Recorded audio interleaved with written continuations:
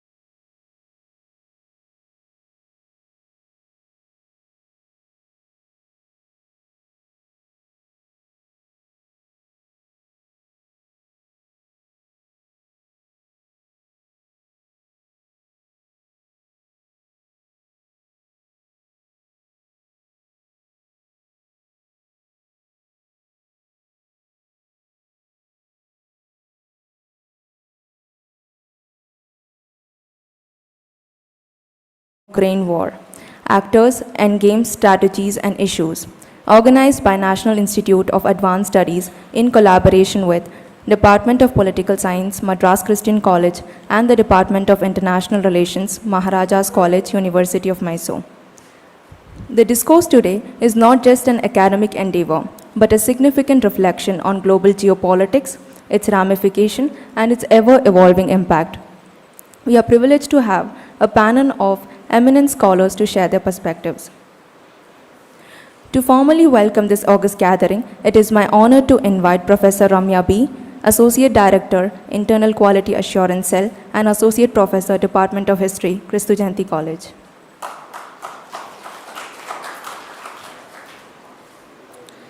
Good afternoon, everyone. It's definitely my privilege to be proposing our welcome note on behalf of all the organizing team for this panel discussion. This panel discussion is part of the NIAS-KJC Europe lecture series.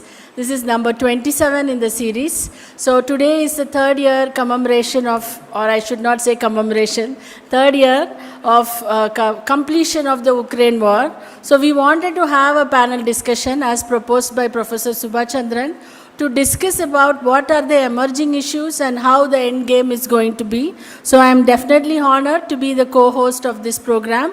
On behalf of my management, on behalf of Department of History, I welcome each and every one of you who have come for this session. So it's a great pleasure for me.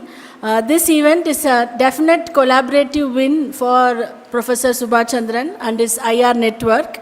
It is jointly organized by NIAS Science, Technology and International Relations Program, STIR, in association with our department and in association with Department of Political Science, Madras Christian College, Department of International Relations, Maharaja College, University of Mysore. We also have other collaborative partnering institutions and students joining us through Zoom. So today is the 27th edition, and this has definitely been a platform for all the young scholars to focus about Europe lectures and how currently Europe is behaving. We have been listening from some of the eminent people who have been policy makers of Europe, great academicians of European universities as part of the 26 lectures. So today is a continuation of that. I am very sure today's program would be definitely a great addition to NIAS-KJC Europe lecture series. So I first of all want to express my warm welcome to Father Augustine George, our principal. He has been a constant mentor and continuously encourages us, our department, the Department of Social Sciences and Languages, and especially the Department of History and Political Science, to initiate several collaborative programs and mold the young people for learning newer things with a greater mindset and good approach. So on behalf of everyone gathered here, I welcome you, Father. I extend my warm welcome to Professor Subhachandran, the man, the brain behind this collaborative lecture series. His team of NIAS has been outstanding mentors to us since 2020, and we have been greatly benefiting out of the collaboration, and especially through the Europe lecture series. So warmly welcome you, sir, and the entire team that have come today for today's session. I also place my warm welcome to my fellow panelists. More than that, the key lady behind the Europe lecture series, behind publications that they do on a weekly basis, Ms. Padma Shri, Project Associate of NIAS, who her writings have become greatly popular now. She gets published at least once in Hindu every month, and every day her writings are published, and I am sure some of you are following her writings keenly. So welcome you to today's panel discussion, Ms. Padma. I also welcome all the other panel members who are joining us online. Dr. Ashik Bonafar from Madras Christian College, Dr. Amrita from Manipal, Academy of Higher Education, Dr. Nandakishore from the Department of Politics and IR, Pondicherry University, and Dr. Shalini from Department of IR, Christ University. So it is indeed a great occasion for my young students to learn from all these panelists about what is the latest thinking on the Ukraine war and whether it is also going to come to a close at the earliest. So with that note, I welcome each and every one of you who have gathered here from my institution, my Jayantian colleagues, my students. So your presence makes this event a success already. So with that, I welcome each and every one of you.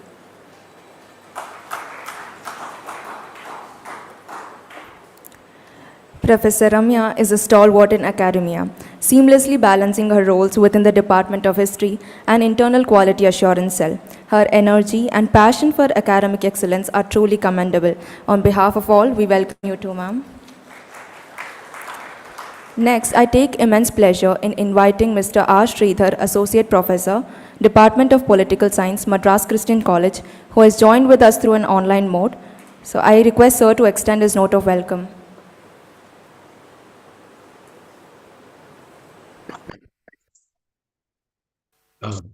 Friends, good afternoon.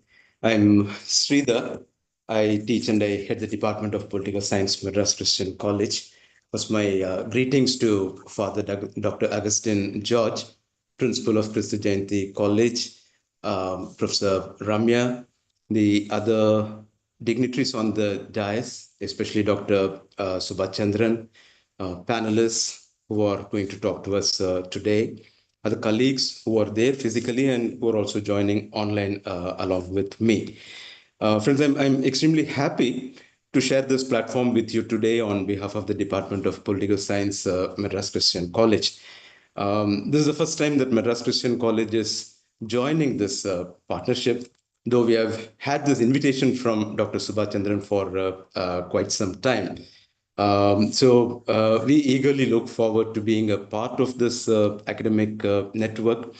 I don't think I have to tell you much about Madras Christian College because it's one of the oldest institutions, 188 years old.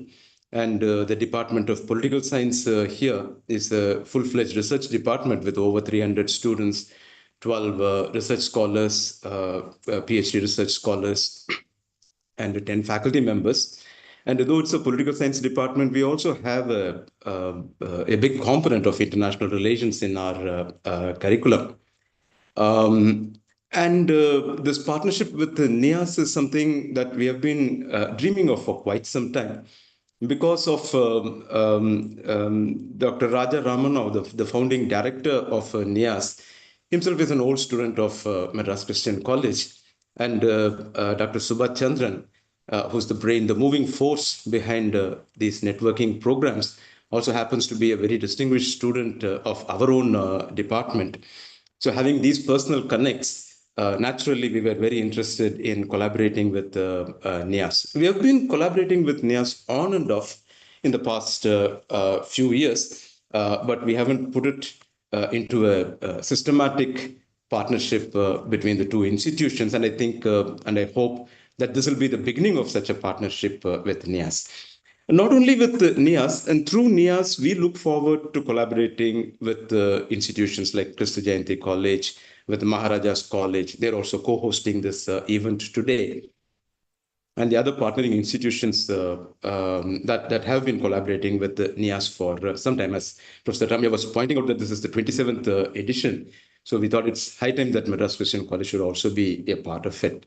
So here we are. My colleagues are there with me, and quite a large number of my students are also joining this very important discussion today. And I'm also happy to note that one of my colleagues, Dr. Ashik Bonifer, will be one of the panelists this afternoon.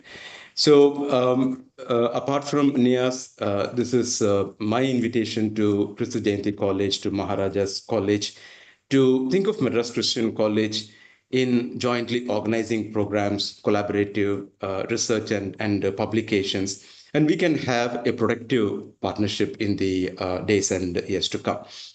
So with those words, I want to again thank Dr. Subhash Chandran for inviting Madras Christian College to join this very important collaboration. And my greetings to all of you here. Thank you.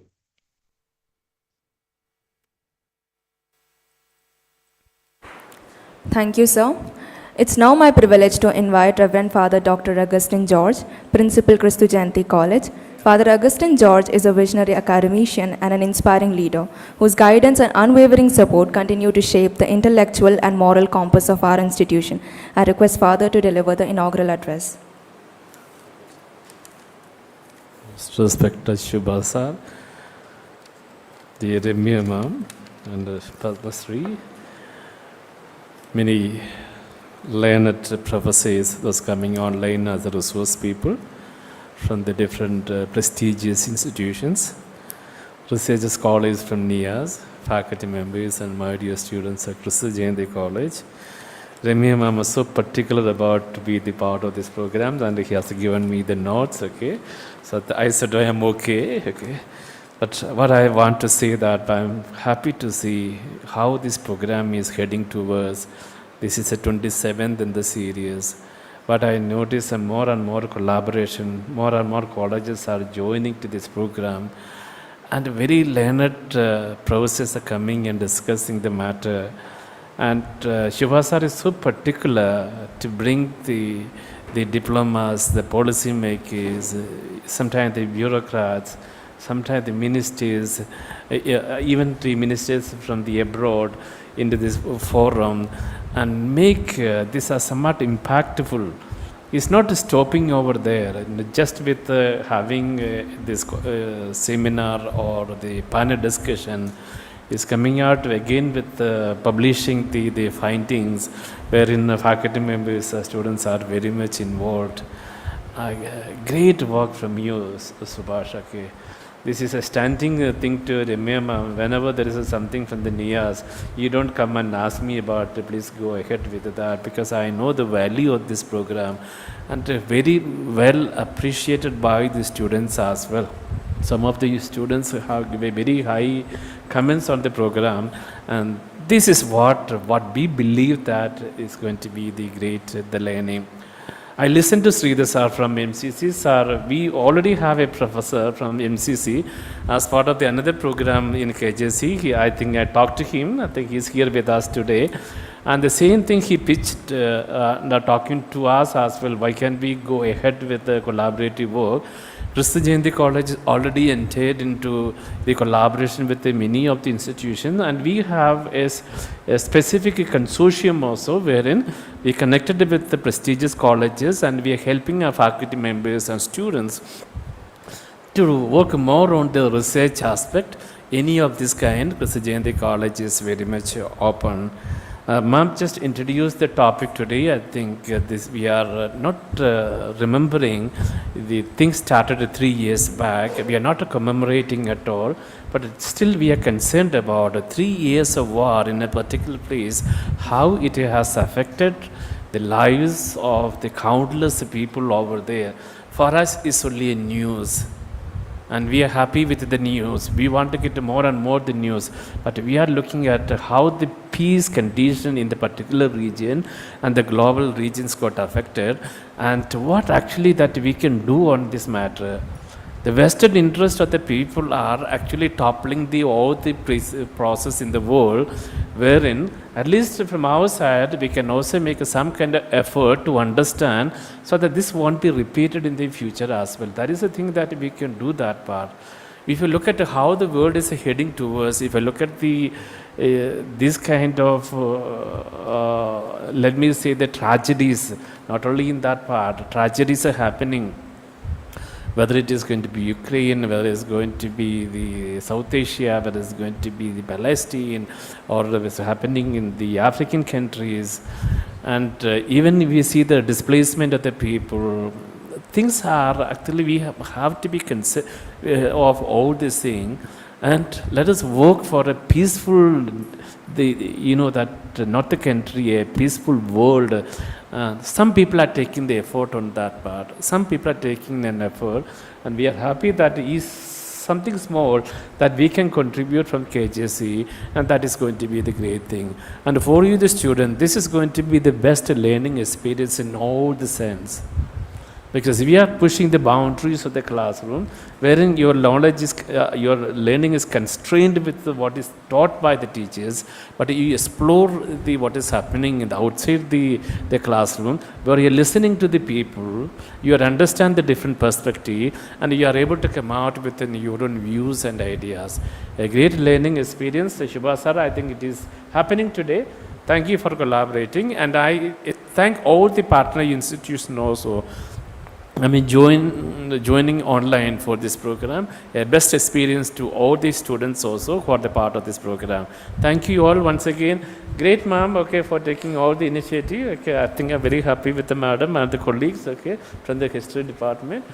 They are into it, okay. They have the time.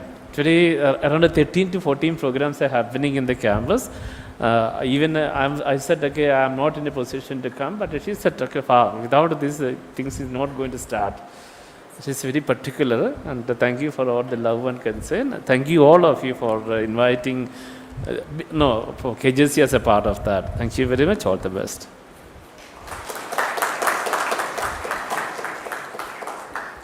Thank you, Father. Your words of wisdom and encouragement are truly enlightening.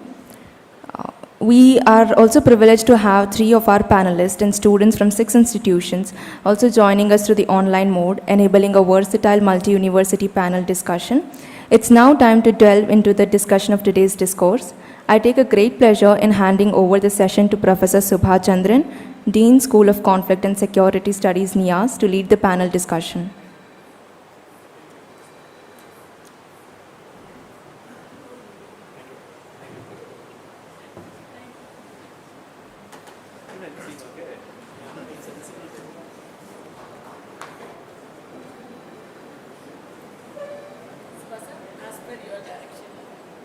Thank you. Can we get those people online?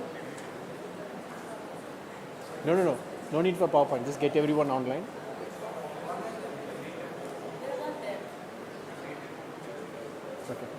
Okay. Good afternoon, Reverend Father Ramya, my teacher, my beloved teacher from Christian College, who also is co-hosting this session today, Professor Sridhar, and Dr. Bharati from Maharaja's College, University of Mysore, panelist for this session, Padma Shri from the National Institute of Advanced Studies, who leads our Europe Studies program. We have Dr. Shalini from Christ University, Banarghatta campus. Ashik is also from my department. May I take the liberty to call my junior as well, Ashik, and Professor Amrita from Manipal Academy of Higher Mahe. And I hope we will have Professor Nandakishore will also be joining as a part of the panel. So let me welcome you, all the panelists on behalf of the National Institute of Advanced Studies, especially the Europe Studies at the Institute, to this 27th edition of, it looks like as if we have started yesterday, and yesterday we had the second set of discussion.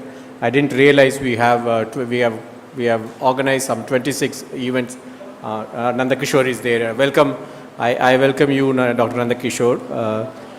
This looks like it was yesterday, but we have had 26 events. And if you look at the 26 events we have had so far, all of them are high-profile events. We had some big speakers speaking to us. And today also we have a set of big speakers from different parts of our part of India speaking to us on the subject. Now let me move to the subject. I'll say a few words and then the larger agenda what we have. Today, as Ramya was explaining to you, today marks 3 years of war in Ukraine. Yeah? In 2022 January, at the Institute, along with a couple of my colleagues, we have been following conflicts across the world.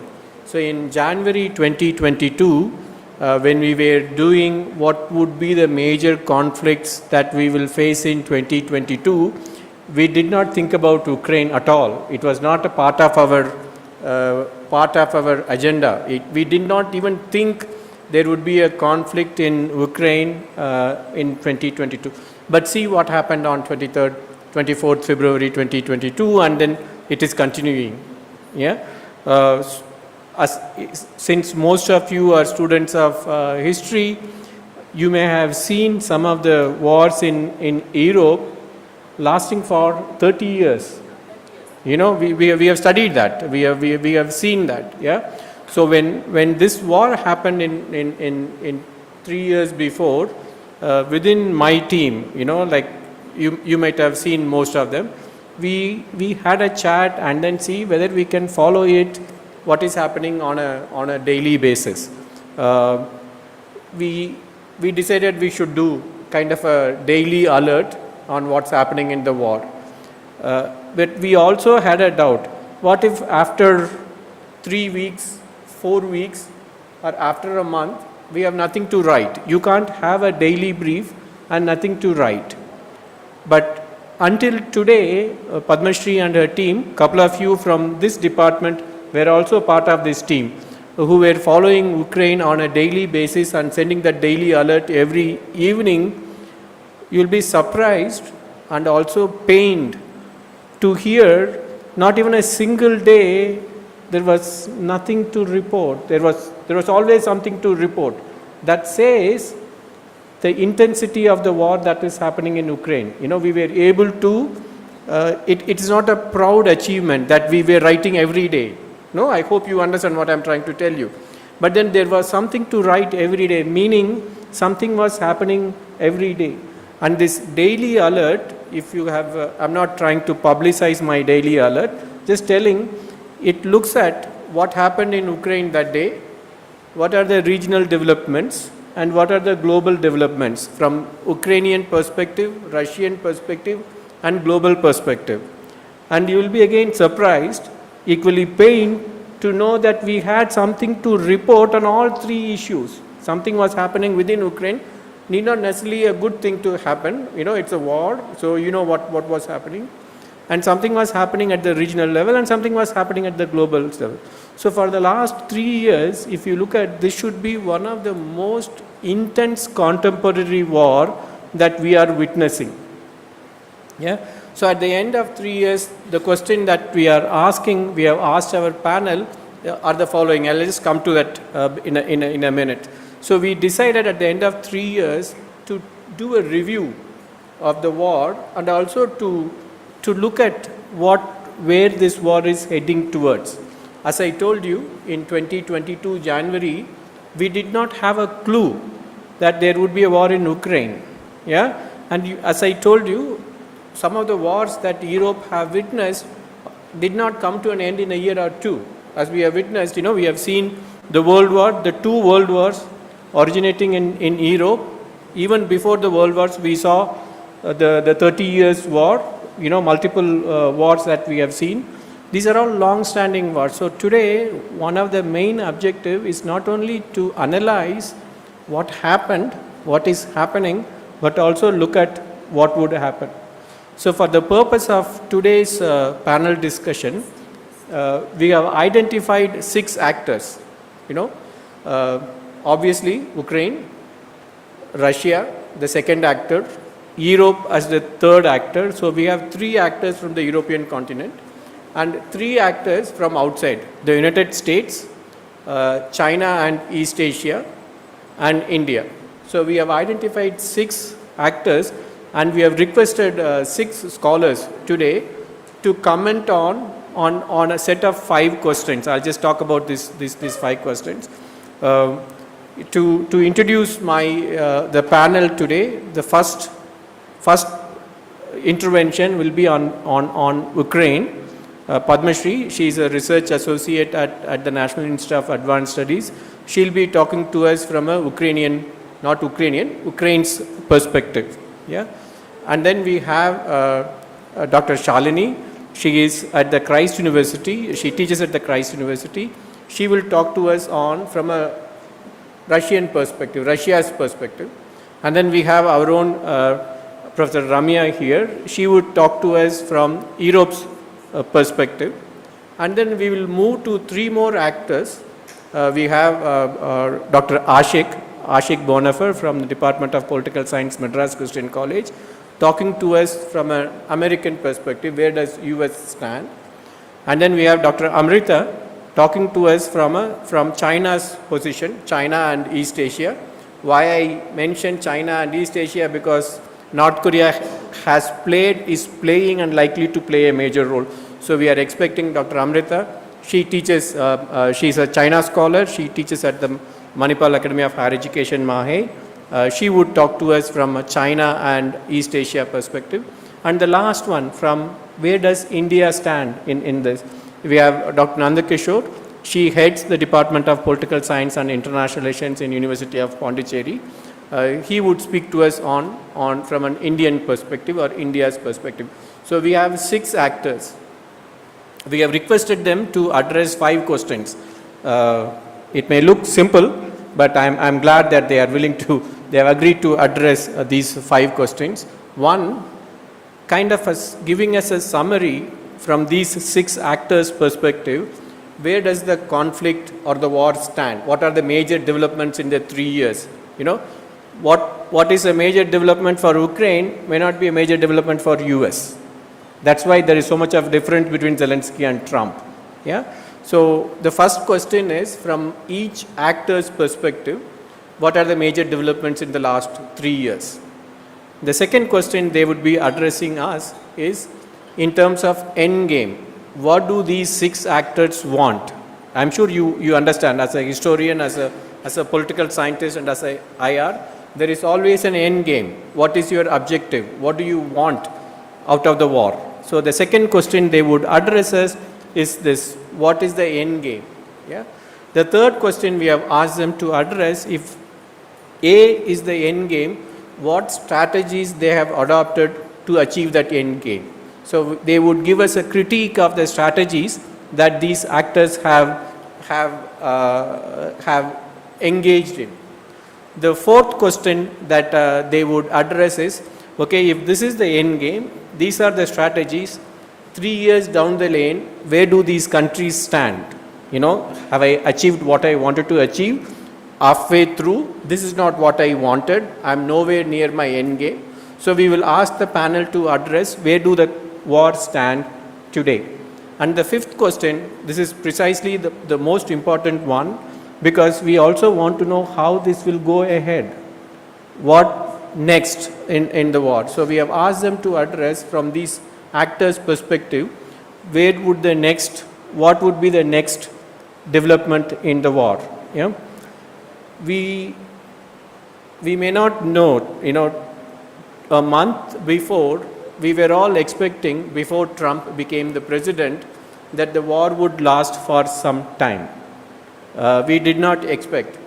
But what United Nations could not do through norms, the larger international norms, Trump is trying to pressurize and force an outcome. Trump is changing the partnership with Europe, breaking a partnership, if I may say so, and creating a new partnership with perhaps Russia, and trying to bring a new outcome. Meaning, there are a few cards, we don't know how those cards would play. In the last 3 years, we knew what was happening and what are the actors, what they wanted. With Trump there in the United States as the president, we don't know how this war would proceed next. So we are in a greater uncertainty today. So that's the challenge for our 6 panelists. With that input, may I first invite Padma Shri to talk to us on where Ukraine stands. I have requested all of them to speak for 8 minutes. On the 6th minute, I'll give a beep. I hope that's okay with everyone. Yeah, and 8th minute I request you to close your intervention. Yeah, Padma Shri, over to you. Thank you, sir. Good afternoon all. I'm Padmashri Anandan. I'm currently a research associate at the Institute and I coordinate the NIAS Europe studies. So for today's presentation, 3 years of Ukraine war, I'll be giving the Ukrainian perspective. The first, we are going, like Sir had mentioned, the structure of 5 questions. So in this last 3 years, what have been the major developments?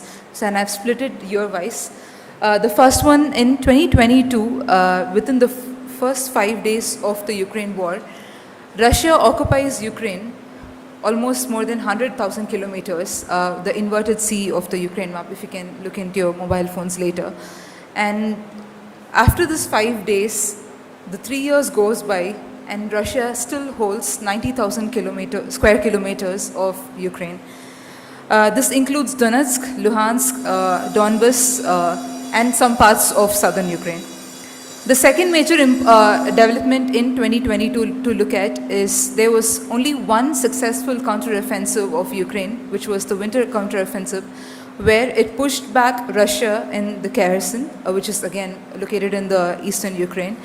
So this becomes the only successful counteroffensive within Ukraine so far in the last 3 years.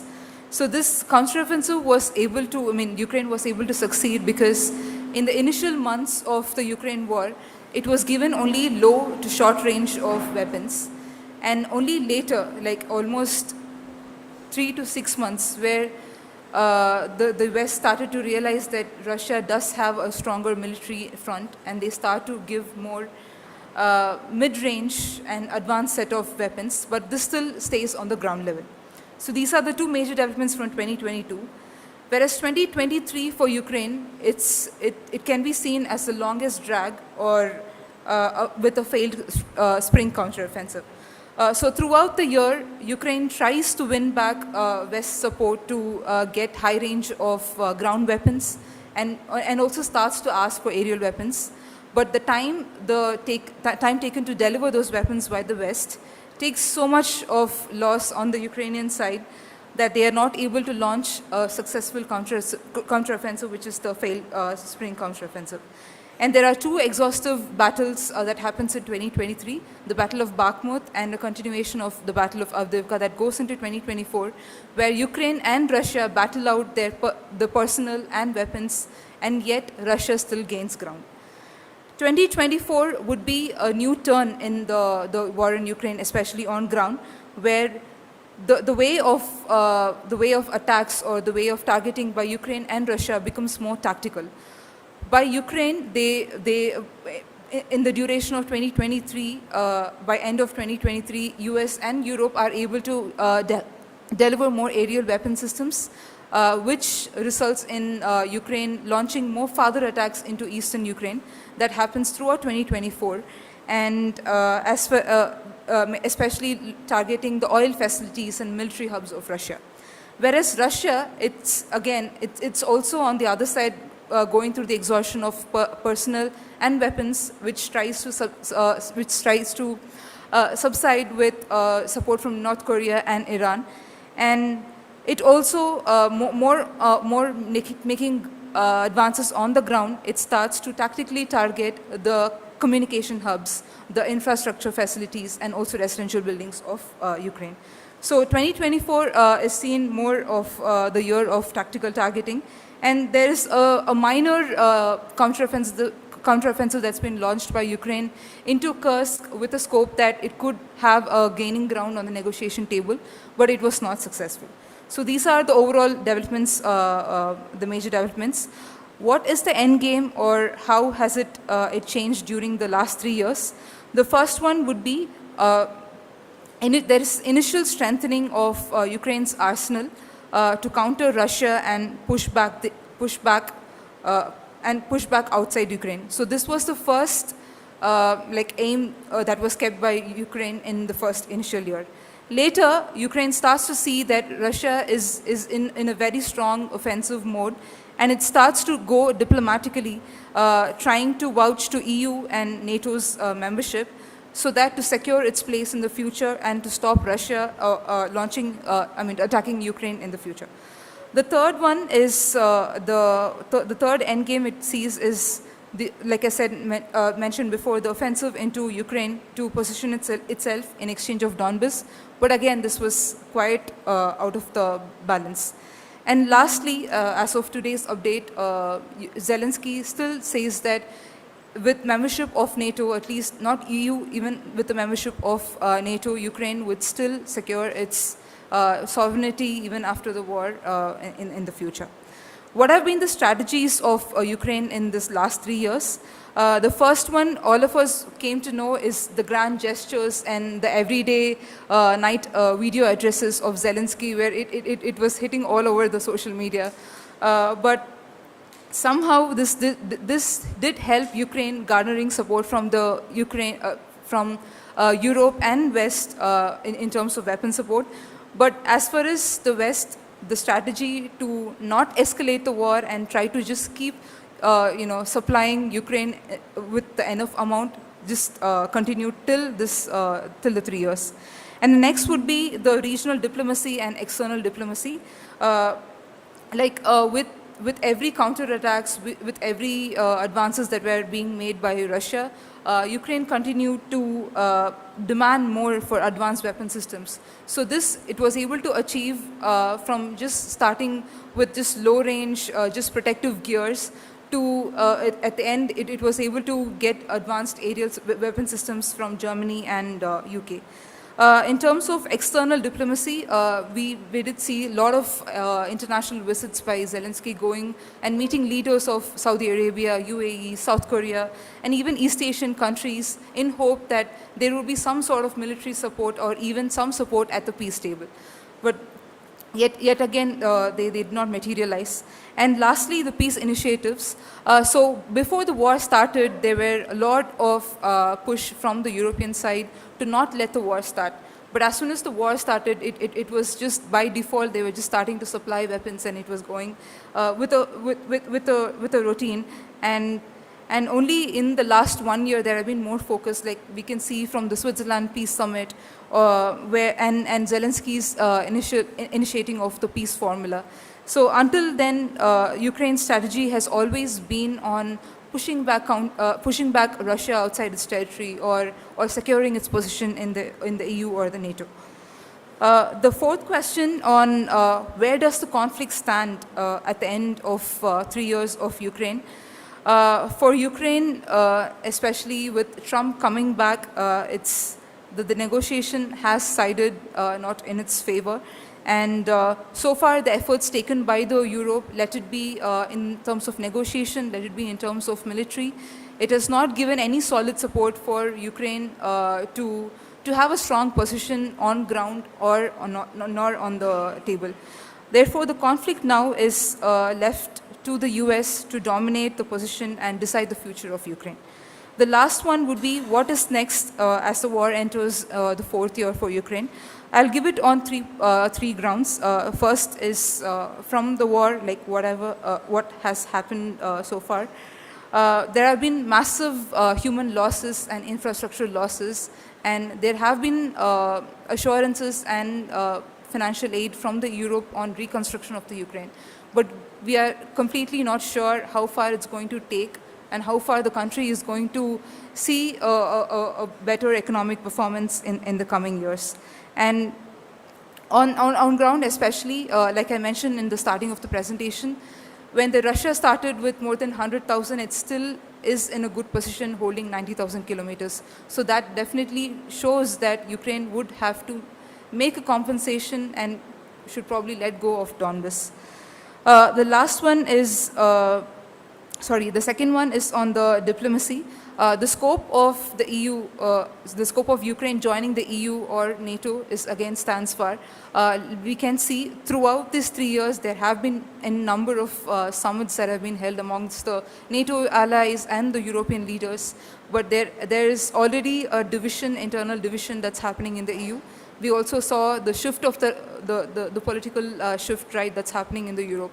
So the Europe, countering its own struggles within,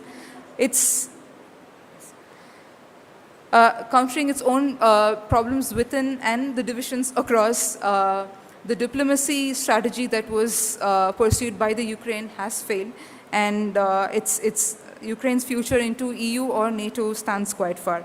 Lastly, on the question of Ukraine peace, it would definitely play into Trump's hand, and with no scope of Ukraine joining NATO immediately, there are possibilities of Russia to go back again, like we saw Crimea and the Ukrainian invasion happening back in frequency.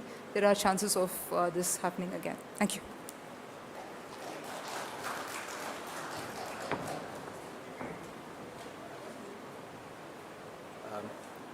Thank you. Thank you, Padma Shri, for addressing those 5 questions from Ukraine's perspective. Now let's move to the second actor, Russia. We have Dr. Shalini with us. She has been very kind to us, the network, National Institute of Advanced Studies, and more importantly, the Europe Studies. She has been our go-to person for anything related to Russia. A few other programs that she has been very helpful in writing, in talking about Russia to us. Thank you, Shalini, for spending time with us and also agreeing to be a panelist. It's not easy to talk about where Russia stands and what Russia's strategies are. You should be a brave heart. The floor is yours. On the 6th minute, I'll request one of my scholars to leave a note in the Zoom. On the 8th minute, I'll request you to close. Is that okay, Shalini? Yes, yes. Over to you. Thank you, Professor Subhachandran, and also Krista Jayanti College for initiating this discussion on a rather very significant topic. Apologies for having network issues. I might have to switch off my video in a bit because of the network issues. Yes, of course, as Dr. Subhachandran spoke about it, it's not very easy because considering that Russia's perspective in the global arena is just not something, okay, which we would like to hear. I think what the earlier panelist, Padma Shri, she spoke about in the arguments itself, Russia-Ukraine war. Russia has, since the beginning of 2022, 24th February 2022, has never spoken about the word war. In fact, okay, from 2022 onwards, okay, there has been quite consistent approach from Russia, which has been special military operations. Just to give you a historical context of the Russia-Ukraine conflict in itself, it began in 2014 following the Maidan protest in Ukraine, and also subsequently the Russia's annexation of Crimea. So this itself, marked the journey on towards the Russia-Ukraine conflict, which subsequently affected its relations, transferring it towards the 2022, 24th February 2022. In fact, Mr. Putin in his address to the national media said that Russia would be conducting its special military operations in Ukraine. And today marks definitely the 3rd anniversary of the Russia-Ukraine conflict in itself. So what were, I mean, one of the few questions, which I come across in many of my lectures towards the students and also, in many of the academic engagements as well, is that what are primarily the objectives of Russia? Why is Russia going ahead with its conflict with Ukraine? Primarily, it has been towards to prevent the membership of NATO. Ukraine's membership in NATO, occupying territorial gains and occupying many of the eastern and southern regions of Ukraine has been also its primary objectives as well. So President Putin, like what has been painted in the global media and definitely in the global arena, has been that President Putin does not accept Ukraine's right as a sovereign and independent nation, and definitely over the period of time, has in fact asserted that Ukraine must demilitarize and also recognize Crimea as a Russian territory. So one of the few questions, what has been raised as part of this panel discussion has been that what have been the major developments, considering that it is 3 long years of Russia-Ukraine conflict in itself. Let me just start with the first year, that is 2022. There has been Russia's special military operations, and towards that tactical gains itself towards occupying many of the southern and eastern regions of Ukraine in itself. Russia has been using the military military art fair itself, okay, including okay hypersonic missiles itself. For the first time, Russia, in fact, okay, used hypersonic missiles in Ukraine. In July 2022, this has been okay rather one of the major development in the Ukraine and Russia conflict. Dmitry Medvedev, the former president of Russia, maintained that if suppose someday when peace will be happening, but peace will be happening on Russia's term, and this was in July 2022. Subsequently, in December 2022, Putin, in fact, okay, in the initial few months, Russia did not think that this would actually go on for a longer period of time. They expected it to be a quick victory in taking Kiev and some of the eastern and southern regions of Ukraine, and then having a larger victory in Ukraine as well. But what they did not see, or probably gain, was how it would be a long-term process in itself. In December 2022, Putin, in fact, admitted in the national media, saying that Russia's war in Ukraine could be a long-term process, and and that it, in fact, led on towards multiple developments in the global arena, which meant that ICC issued an arrest warrant as well on Putin. Russia responded to it. Russia's spokesperson responded, saying that decisions of ICC has no legal meaning to Russia, as Russia is not a party to the Rome Statute of ICC and bears no obligations. And subsequently, in 2023 towards 2024, is where we see presidential elections being announced in Russia for the first time. The presidential elections voting took place in all of the occupied regions, Russia's occupied regions in Ukraine. So voting did take place in all of the occupied regions of Ukraine. And also in December 2023, Putin says that peace in Ukraine will be definitely on Russia's term, and only when Russia achieves its aims, and calls for denazification of Ukraine and demilitarization. So in what I mean to say over here, what I mean to argue over here is that that it has been constant efforts of Russia to have its territorial gain in occupying or in holding those eastern and the southern regions of Ukraine, and definitely to neutralize Ukraine's NATO membership, to destabilize Ukraine. But one of its major objective has been to assert Russia's dominance and influence in the near abroad regions, to have a creation of the greater Russia again, something which was in the post in the pre-World War era as well. What we have seen over the period of time in 2022, 2023, and 2024, as how Russia has been using the propaganda and information warfare to destabilize Ukraine. One of the pivotal aspects is the terminologies used. Even very recently, I think 2 days back, when Mr. Putin gave his address on the Defender of the Fatherland address on 23rd of February 2025, this entire aspect of wherein Russia was legitimizing its actions in Ukraine, projecting its historical continuity. They have maintained that, by saying that special military operations, it is rather a national struggle, wherein Russia is keen to have its domestic support and shape the global perceptions of war's inevitability as well, and also trying to increase its. Very recently, we've had the Russia-US peace talks as well, which was like Professor Subhash Chandran in his initial few remarks, said that it was something which we did not see it, but over the period of time, probably what we could see is an increased diplomatic engagements, which would further lead on to the risk of eroding Western backing for Ukraine, and subsequently putting more of psychological strain on Ukraine. And yesterday's news was that in terms of Russia's drone attacks, the largest, in fact, from the since the beginning of the invasion itself. So what is the end game? What is the end game for Russia particularly? As we see, it could be a protracted conflict, which would be a very advantageous position for Russia, a likelihood or likely scenario of the continuation of conflict with neither side achieving a decisive victory. In the sense of, the diplomatic engagements, we also see negotiated settlement, peace talks between US and Russia, but in the terms of Russia.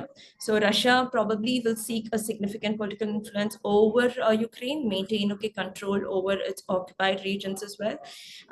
And this could be in the next few months, if I may say so. I'm not talking about years, but I'm talking about next few days or probably months in itself. So over the next few days, considering the dynamic nature of the conflict, I was preparing for the initial the engagement of this panel discussion, and then came the news of the drone attacks. This we'll have to see as to how Ukraine would respond, EU would respond towards this. I'm hoping the fellow panelists would cover up these issues as well. Thank you, and I'm expecting more questions. If suppose I have left out a few of the aspects. Thank you.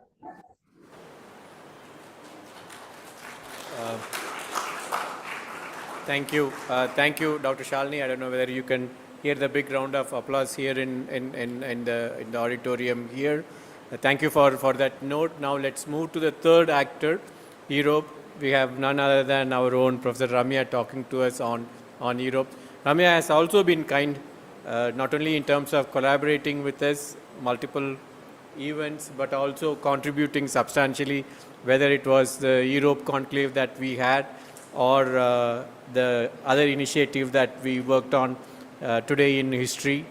Thanks again, Ramya, for your contribution. Over to you now.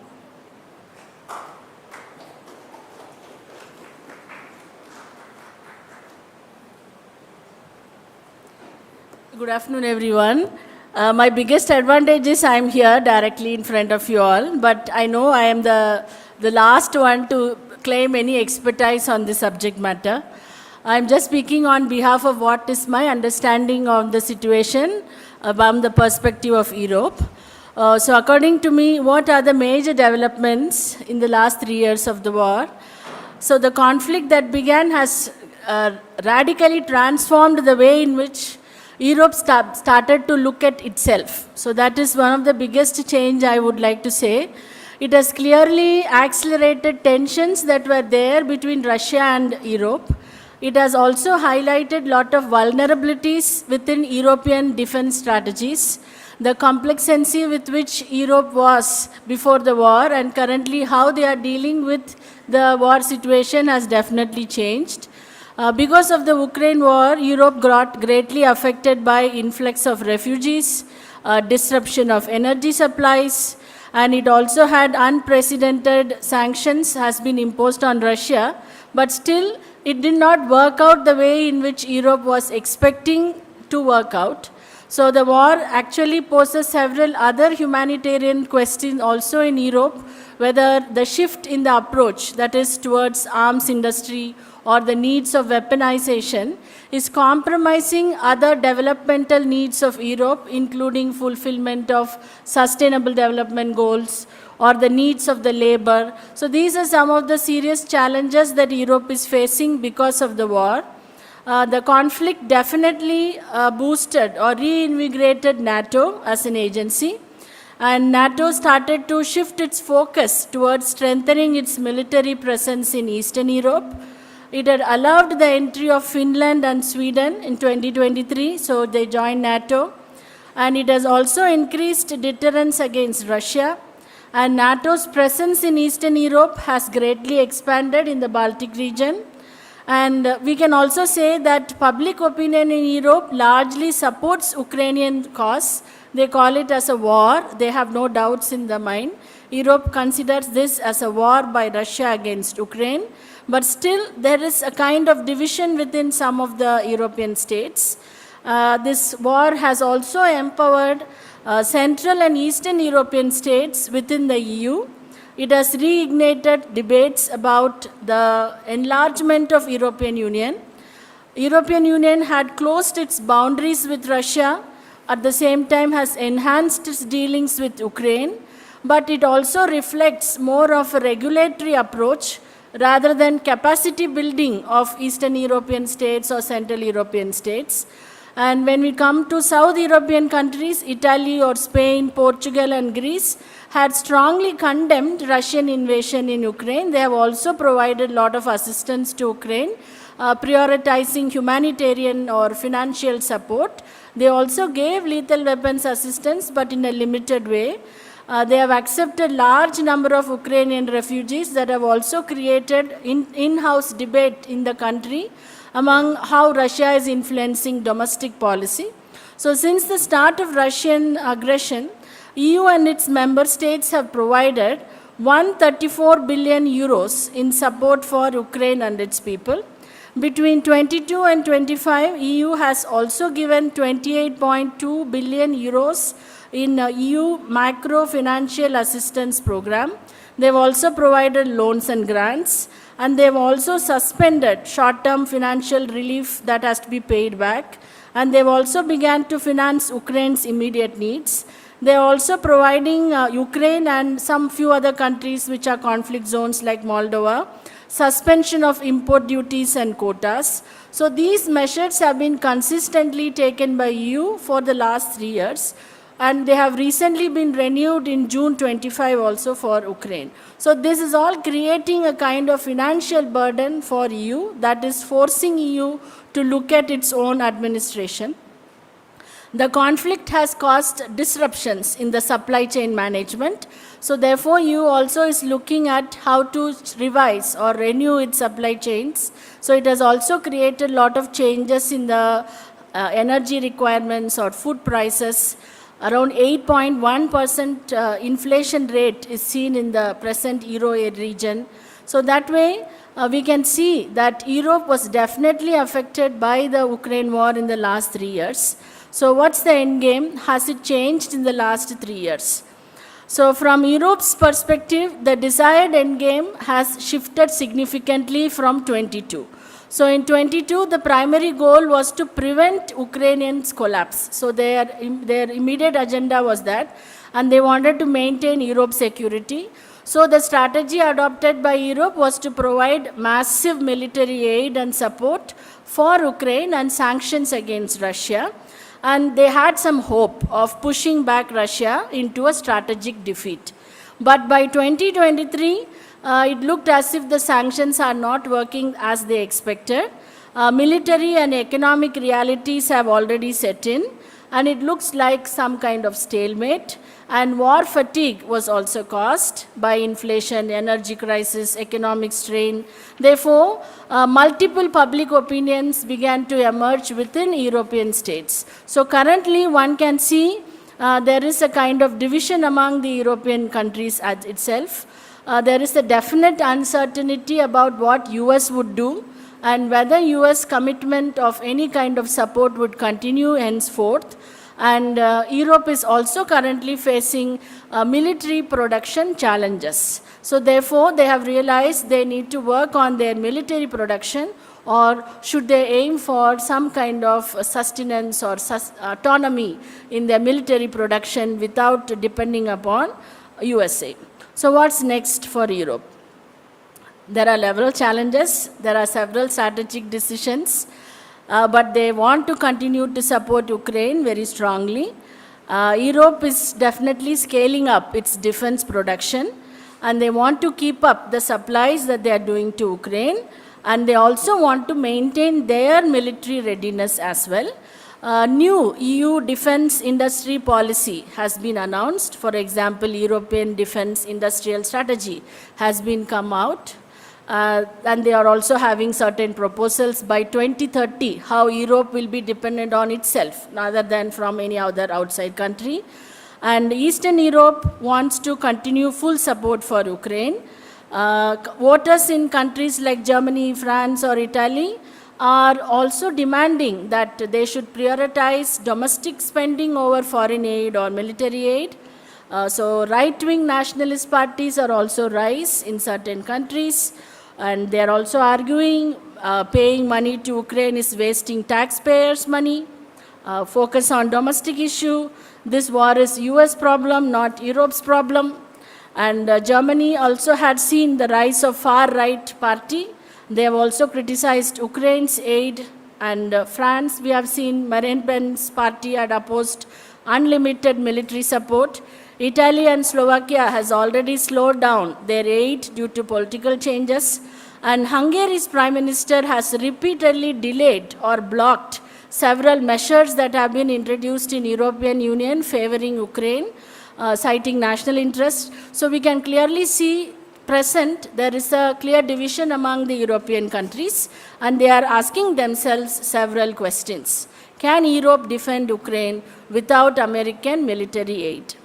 And if the US reduces entirely the military support and financial support, can Europe take on bigger role and continue maintaining status quo? And we can also see more investments in renewables, nuclear power, alternative gas sources also. But what is the present obstacles obstacles to peace when it comes to Europe? First of all, Ukraine refuses to negotiate without full territorial restoration, and Russia is also not showing any signs of backing down. And Europe might increase direct military involvement possible. They can also start providing training to Ukrainian forces or may give more air support. And if Ukraine loses more territories, Europe feels their security will get even more weakened. Therefore, they are definitely going to be engaged in this war and not going to back out even if US is backing out. So what next? So US is creating a current mentality of uncertainty. And we can say that prolonged support for Ukraine is what they are currently seeing. They want to keep arming Ukraine. And they have also done this in other parts of the world, including Korea or Vietnam, so several other places, trying to maintain status quo in the conflict. Or they can try to manage a ceasefire or freeze the conflict as it is, status quo. So likely scenario in 2025 is they will manage a ceasefire. Russia may not give back the territories conquered to Ukraine, and Ukraine may accept it in a kind of negotiation that will be led by US and European leaders. But Europe would like to have some security guarantees for Ukraine and other potential guarantees in the Eastern Europe region. And thirdly, maybe it's a very, very rough choice. Maybe I'm saying, can they push for total Ukrainian victory is also one of the debates I read in few papers, but that requires overwhelming military support, possibly NATO's intervention full-handedly. That may not happen. So lastly, the worst case scenario for which Europe is getting ready is, will Russia win the war? And in that case, Europe faces multiple security crises. So with that note, I put an end to the opportunity of discussion provided to me to represent Europe, handing over to Subhasa.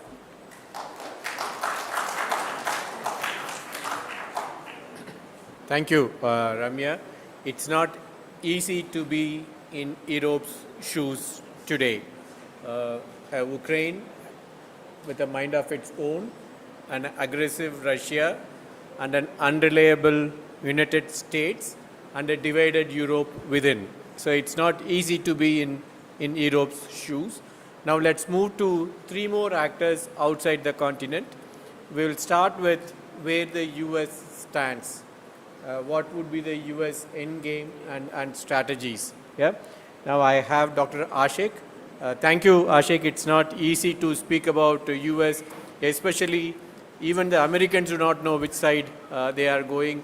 There is a huge change in terms of where US was in December 2024 and where US is in February 2025. Thank you for agreeing to do this. It's not an easy task, but I'm sure you are capable of doing it. Over to you, 6 + 2 minutes, Ashik. Thank you, sir. At the outset, let me thank the organizers for giving me this opportunity. There's a Tamil proverb which says, "Pillai kili vitittu total aatrathu," which means, translate to English, it will be like pinching a child and oscillating the child's hammock. This is typically what US has done to Ukraine. On the cautionary note, the whole issue did not start in 2022 2022, but it starts as early as the 1990s. When Soviet Union had collapsed, Americans had gone with a deal to the Soviet Union saying that they will not extend their territory into the regions where the Soviet Union was, but they slowly started violating that agreement. So from then on, they've been talking to all those actors to join the NATO. Initially, at least because Russia was not strong, nobody took it seriously. But eventually, after 2008, when Russia was also slightly started gaining the control, the whole issue starts between Russia as well as the Americans. The problem with Trump is he feels this whole Ukraine issue is a conflict between America and Russia, and Ukraine is just a party to it. So whatever I say following now will be based on what Trump thinks that only he could solve the whole issue, and no other party can do that. After 2008, if you see, there have been two major parties who have been in power in America. Whenever there is the Democrats who are in power, you will see that their aim has been to contain Russia, and they would always be engaging with Ukraine, talking to them about NATO, how they could be part of the NATO, etc., etc. But when it comes to the Republicans, especially under Trump, for him, expanding into Europe is not his agenda at all. So for him, he was more comfortable with Putin. So he never spoke about NATO, etc. But recently, after Biden took over, this whole agenda of NATO again comes back, and the whole conflict there, thanks to this agenda of NATO. So with this premise, I'd like to look at the 5 questions. On the significant development, if you see it, NATO has been the primary issue that the country is facing. Next one is, of course, when it comes to, the two things when it comes to NATO. One is NATO does not allow members to join its committee when they are in conflict. And despite that, in the last 3 years, Americans have been again and again promising Ukraine that they will add Ukraine into NATO. And despite they knowing that it is not possible at all. So that is one thing that they've been letting down Ukraine in the last 3 years. Second is, to become member of NATO, they need to have a stronger American support in the peacetime. With Biden gone, Democrats gone, and then Republicans in place, especially with Trump there, he is not going to accept Ukraine coming into NATO at all. So that is again a lost agenda. So in fact, Trump, after his discussion with Zelensky, he came to the press meet and said, Ukraine is unlikely to reclaim all the territory that Russia has taken or join NATO. So this is the first thing that Ukraine was looking at that has been lost. Second, when it comes to the last 3 years, what have they been able to get from America? Of course, the military support, if you see it, they've got for nearly $65.9 million support that they've received. And, though this has been accounted in various spots, since January, Trump is now talking about Ukraine getting over $500 billion from United States, and not NATO, Ukraine has got $500 billion from United States, and Ukraine will have to repay that money back to them. How did they come to this number? It is still we are still not sure. It's still vague, but still this number has been going on again and again. And how do they tend to plan to get back? The last year, if you see it, Ukraine and Americans were coming to a solution or a call saying that they will give resources to America where they can explore those resources in Ukraine, and based on that, they'll be able to repay America. Trump has got hold of that. He is keen in taking over the resources. But with what agenda? Trump is keen in saying, you give back the resources, or you give the resources to us because you've got a lot of money from us. The $500 billion you've got from us. So give those resources to us because we need to get the money back. But Zelensky and Ukraine, they're not keen in doing that, because unless this whole resources connected to the future, where they'll be able to get support of Americans in the war against Russia. This resource issue is going to be a bone of contention between Europe and America, especially with Ukraine. That's number one. Number two, what is the end game that we are looking at, right? When I look at the end game, I need to look at, or we need to look at in kind of two phases. One prior to December 2024 and one after December January 2025. The problem here is, while many of the democratic states, you will have a continuation of what was done previously and then some extension thereafter. But in America, under Trump, there's going to be total different scenarios. Whatever Americans have promised in 2024, it's not going to happen. And Trump was coming out with this new system. That's where the earlier statement saying that Ukraine will not be able to get the territory that Russia has taken over, nor can they join NATO. In fact, Padmashri was talking about Ukraine losing over 100,000 square kilometers. Americans have already accepted that it's gone. It's not going to come back to Ukraine. And will Ukraine be able to accept that? We are still not sure. Second is, of course, if you look at the previous discussions that they had in Saudi Arabia, most of it is all on the economic factors. They're not talking about war. They do talk about war, but they don't talk about the political scenarios, how to kind of bring a solution. But they're looking at economics as a primary factor. From there on, they look at how to come with the peace solutions. And it is, in an international system, it is a far-fetched idea. The next issue is there when it comes to endgame is Europe can no more believe Americans, right? They no more, Americans no more believe in the collective security. And any idea on collective security is just going to be a lost agenda. So it is now the job of Europe to stand up and then ensure that they are supposed to stand up to the scenario, and then they're supposed to handle the whole situation. There's also one more side of it, wherein Zelensky and Trump, they've had slightly a bad history, where in 2009, Trump wanted Zelensky to investigate on Biden's son's investments in Ukraine, but Zelensky rejected it. Thereafter, Trump is not a guy who will accept it, neither will he. He's not he's a thin-skinned person. He will neither forgive or accept it. And that is going to be in his mind each time he discusses with Zelensky. And Ukraine is not going to get anything from Trump at all. That is my understanding. Last two things before I hand over. One is, of course, what strategies have they pursued? So when it comes to Afghanistan and the discussions, historically, whenever there is a peace dialogue, usually the parties involved in conflicts are brought in, and the third party will always negotiate. But when it comes to Afghanistan, again, Trump did the same thing. He just didn't bring the government on fold. He just had negotiations with ISIS, with the Taliban. Eventually, we saw what happened in Afghanistan. The same thing he's also doing it in Ukraine as well.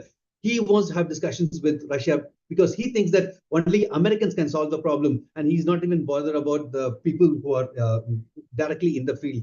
And that is not going to end well in the coming days. Then, as I mentioned earlier, there is this mineral resource which includes graphite, lithium, and uranium. Americans want it badly. And unless Ukraine gives it to them, Americans are not going to take it easily. At least under the Trumps, they're not going to accept it at all. Right? Coming to, the fourth year, what is going to happen? In fact, the former NSA John Bolton, he recently said Putin couldn't be happier, and the Russians would drink vodka straight up to the bottle. This is a reality. Putin has taken the cake with him. The historical relations with Europe, with Ukraine is all lost. And the only step that Europe can think of is they come together, deliberate, take actions. Unfortunately, Europe is only deliberating. They're not taking actions at all. So for now on, Trump, the future is this between him and the Putin. What about the last one? Having mentioned about the Trump's intention, the last issue is, though they are talking seriously with Ukraine, though they are happy with Ukraine, not seriously with Putin, and they want to have closer relations with Putin. However, the recent days I've been finding that some of the statements made by Americans are slightly vague. In case there's something happens between United States and Russia, will US relook at its stand and then go in support of Ukraine? We don't know, but we can only just wait and see what happens in the coming days, because the next meeting is going to be in the next 2 weeks. Will they be able to bring in both Russia and Americans are not happy bringing in Ukraine and European interests to the table. In case if there's some scope there to come in, maybe there'll be some solution to this conflict. With that, I'll stop. Thank you. Thank you. Thank you, Dr. Ashik. There is a big round of applause from our auditorium here to you. Thanks again for it's not easy to speak where US is and where US would be, especially with Trump there in the White House. Now let's move to the next actor in the conflict. It's a group of actors. That's a challenge that Dr. Amrita will have. It's not going to be a single actor. She'll be talking to us about China, and she'll also be talking to us about North Korea. Thanks again, Amrita. I sincerely hope we are able to get you here today in person, but we have to go with what we have. Thanks once again for agreeing to join us. The floor is yours. Thank you very much, sir. I hope I'm audible to the audience there.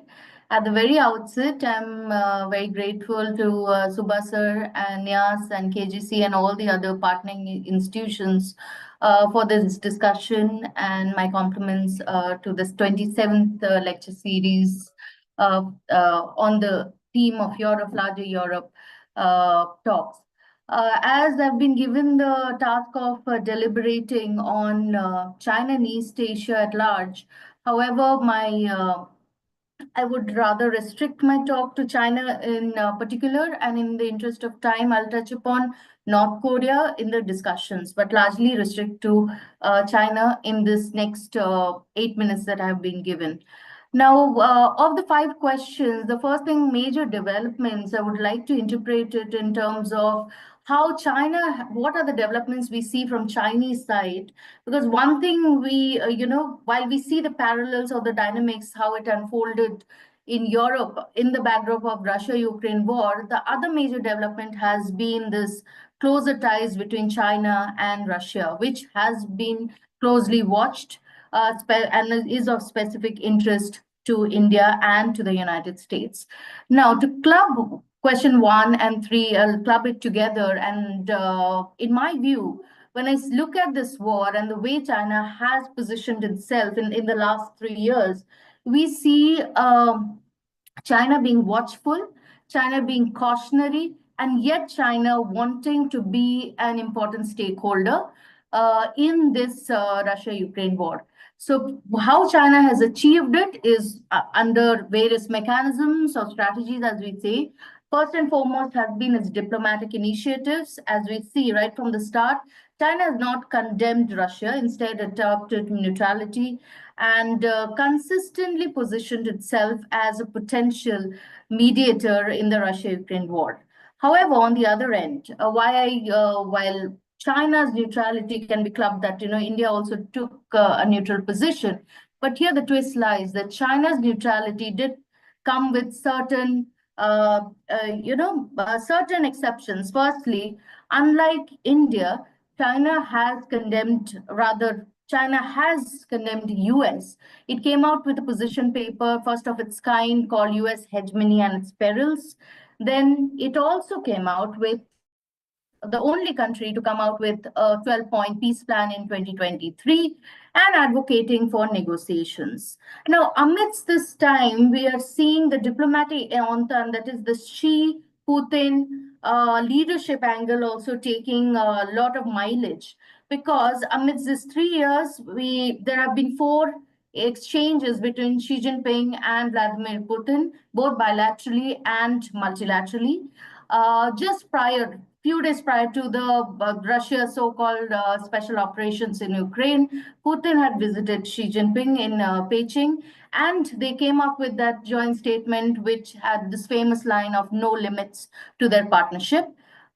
After that, since the war in February 2022, they have met first in Uzbekistan during the SCO summit, then Xi's state visit to Russia.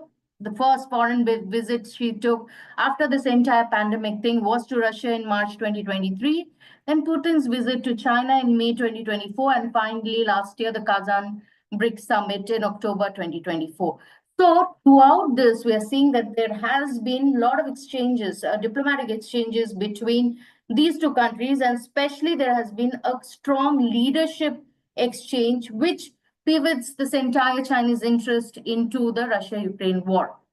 However, on the other lines, China has been very watchful. As I reiterate, China has balanced its actions. China did also not want to upset the West. And in response to this, China has maintained its balance equation, right?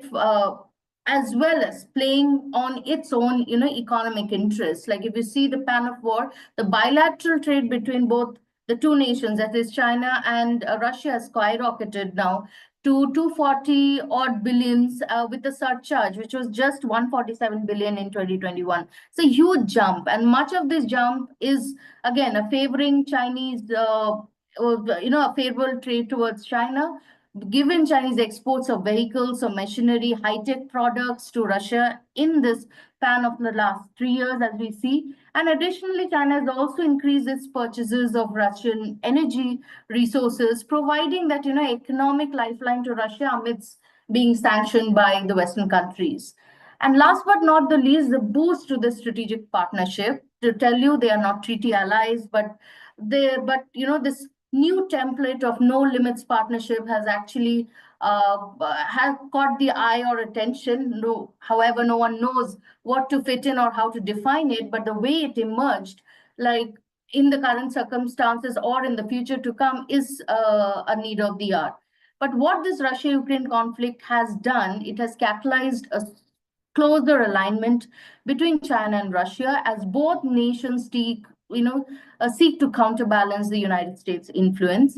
And this partnership, therefore, has extended beyond those economic ties to include military cooperation. They were involved in various military exercises amidst this, parallels of Russia-Ukraine war, and exchange of dual technologies, and as well as, uplifting this multilateral order, be it through mechanisms of SCO or BRICS. So that brings us then a gamut of both bilateral and multilateral mechanisms, how these two countries, or the way China has engineered its equations with Russia in the backdrop of the Russia-Ukraine war without disturbing its balance with the West. The moot point here is China's engagements throughout aimed at advancing its own national interests while navigating the complexities of international relations.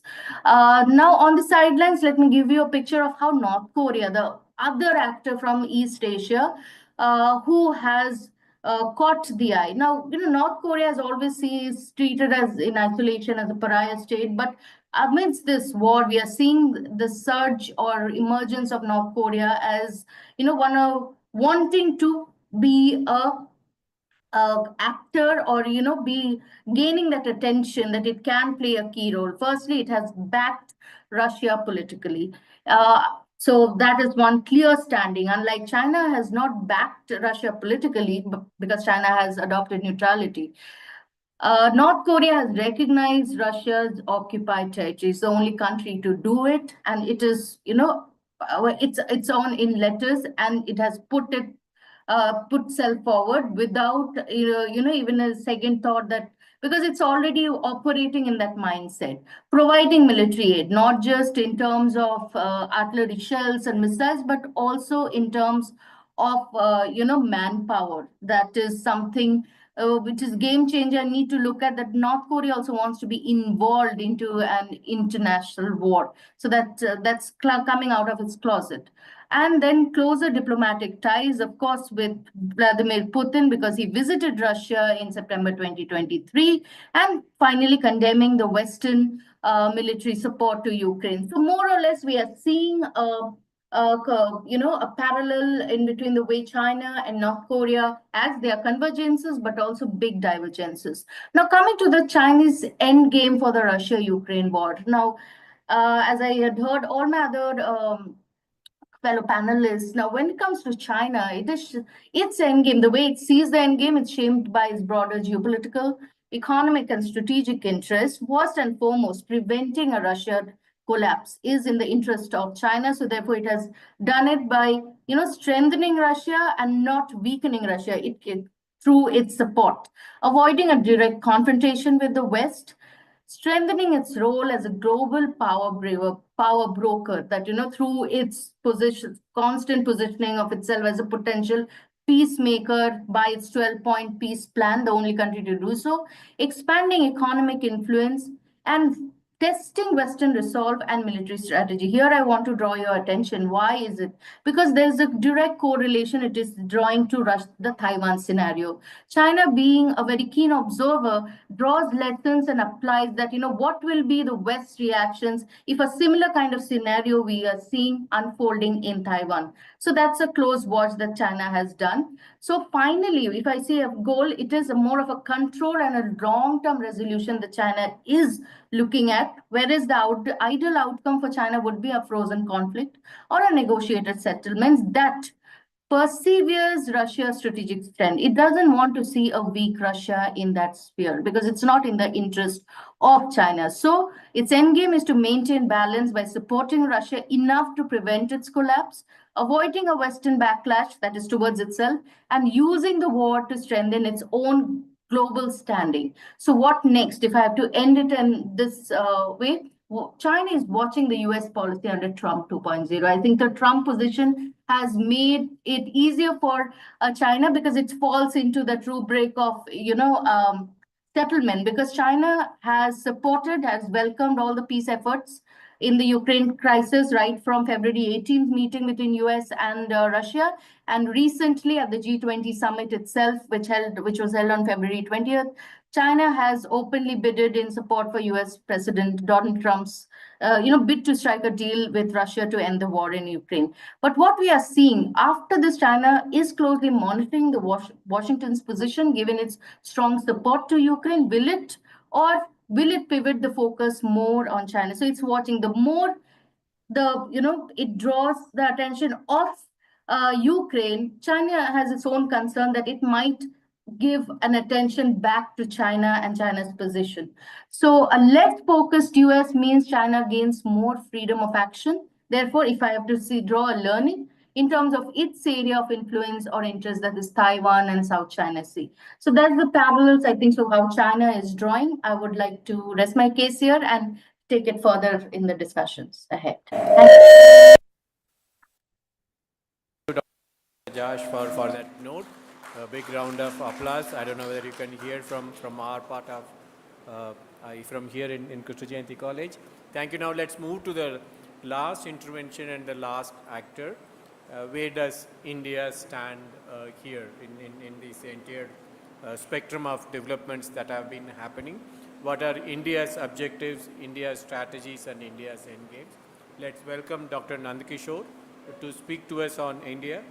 Special thanks to you, Nandkishore, for agreeing. You have been in this campus, I think last month you were here, and also special thanks to you for sending your scholars to our events. Special thanks to you.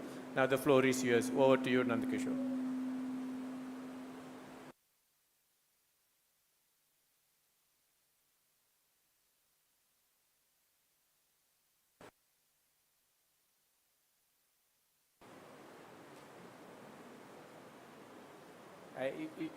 You have to unmute, Nandkishore. Your mic is... You have to unmute.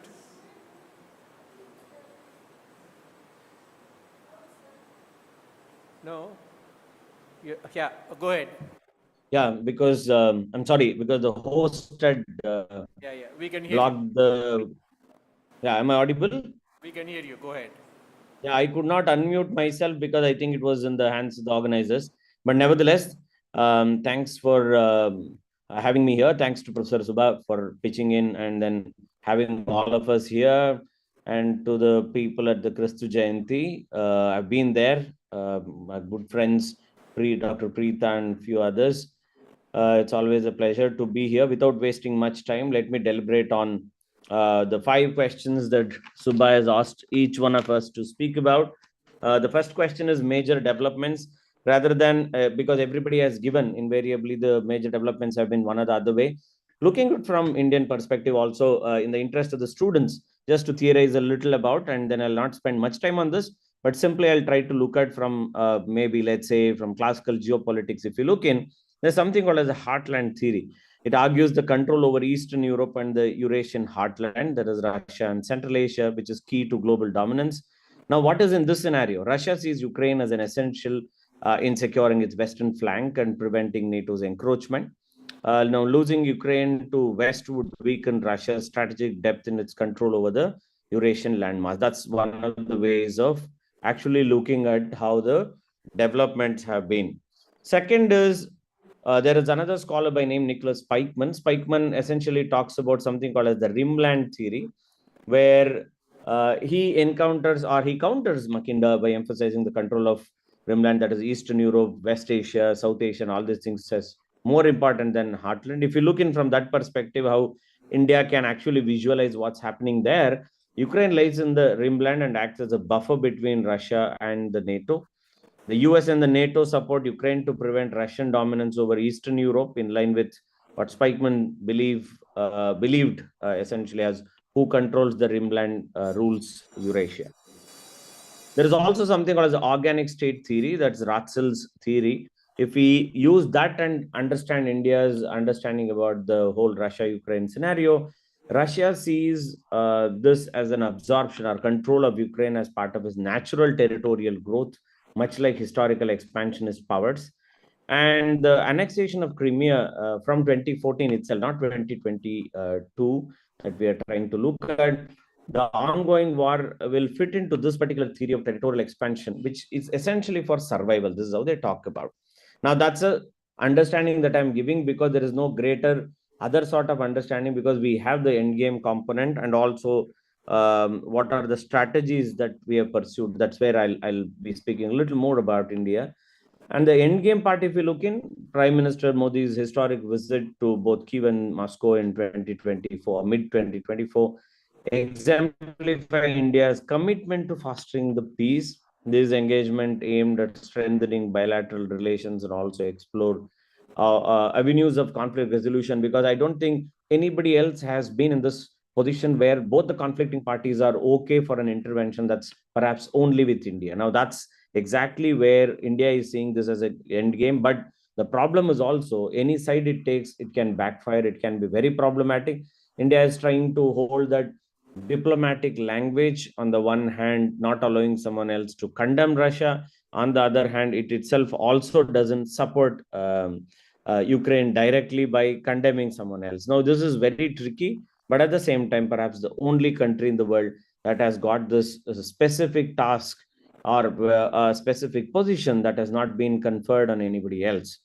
Now, these engagements, if you look in, aim to strengthen bilateral relation. As I said, they would try to look at conflict resolution as the first component, reflecting on India's balanced approach. Now, that's a word to be marked here, that India has not taken any extreme positions either to condemn or to favor or speak and all that. Now, having said all this, Indian policymakers, if you look in, starting with the Prime Minister and the External Affairs Minister, all of them are aware of the risks accompanying the current public neutrality that is towards Russia. This is how public seem to be viewing whatever that we are doing as neutrality, but India claims that it is not neutrality. India says there is no neutrality with regard to position itself. On the one hand, they cannot utter and say that there is a despotic Russia in the form of Putin and the actions that is happening. But at the same time, we are also concerned about, if we say that one, then what else will happen? Are we trying to put ourselves into a very difficult scenario? But at the same time, we are also not for penalizing Russia in this component. That's why we countered the whole of Europe by saying that whatever that we are doing it in the national interest. We are not bothered about the way you are trying to look at. It's not Ukraine alone. And at the same time, painting a picture of Ukraine as very sane, or Zelensky in that perspective is not something that India has been very fond of. Neither it wants to propose or pose it that way. That has been the second component of what type of endgame that we are trying to look at, what type of changes that are coming in, because there are too many inconsistencies that are exposed on the parties involved in this one. Now, mark my word, again, parties involved. I'll give an explanation on that one. On India strategy, that's the third point that Professor Subha has given us. Now, I feel that India's strategy has been a brilliant one. Its take itself is brilliant because, for the simple reason, at no point of time we have ever uttered two parties to the conflict. We have always said that parties concerned. That means we are aware and we are also acknowledging that if Russia is on the one side, the Ukrainian side is not the only one on the other side. It's a whole of the NATO that's involved here, and that includes the United States as well, which they cannot deny. They're not in a position to deny. That's why we have said all the parties concerned rather than simply saying Russia and Ukraine. Now, this is a very big shift in what we see, the way India has been handling with regard to. The Indian representative at the peace summit in Ukraine, on Ukraine, that was organized in Switzerland, if you look in, Pawan Kapoor, in fact, he said in 2024, in the month of June, who also went on to become the deputy NSA, that he said, we continue to believe that such a peace requires bringing together all stakeholders and a sincere and practical engagement between the two parties to the conflict. Accordingly, we will continue to engage with all the stakeholders as well as the two parties who contribute to all the earnest efforts to achieve lasting peace in Ukraine. This is our strategy that we have spoken about. Now, subsequently, if you look in, even at the US-Russia talks that were held in Riyadh, India said on that particular day very, very clearly with regard to this particular conflict that we have been consistent, and then we believed only in dialogue and diplomacy. These are the only two things that we have thought as part of what we call as the strategy that we have pursued, which is the point number 3. Now, India also is to avoid condemning Russia publicly, even though its declared position were intended to convey, essentially saying that we have been a bit shocked about why did Russia do this one at this juncture? What was the necessity? That's a sort of expression that we have given. But at the same time, we have also openly spoken about that it's better that if people respect sovereignty, people respect territorial integrity of any state. That's something that we have spoken about. And we have also used very clear language that we call for immediate cessation of violence and hostilities. And we also said that we regret that the path of diplomacy was given up and urged the states to return to what we call as coming back to diplomacy and dialogue. This is something that India has been putting. If you look in, the External Affairs Minister has been very, very clear and he's been reiterating on this particular position. Now, what is then the outcome of this particular one in point number 3? That India's tightrope walk on Ukraine has been declared or has been or can be called as, let's say, strategic ambivalence. That's a terminology that I would want to use it, because India has made a deliberate choice, though it is constrained one. It is a constrained, deliberate choice to exercise its autonomy in a way that we would not be caught down by either by NATO or the normative standards that Europe tries to impose on someone else according to its convenience. This is something that we have said again and again. Now, I move on to the fourth one. That's the question, where does the Russia-Ukraine conflict stand from now on from the Indian perspective? That's the fourth question. That's something that's been put. If you look in as of 2025 Feb, India's position remains one of strategic neutrality and diplomatic engagement. There's no change with regard to that. We've been surprised.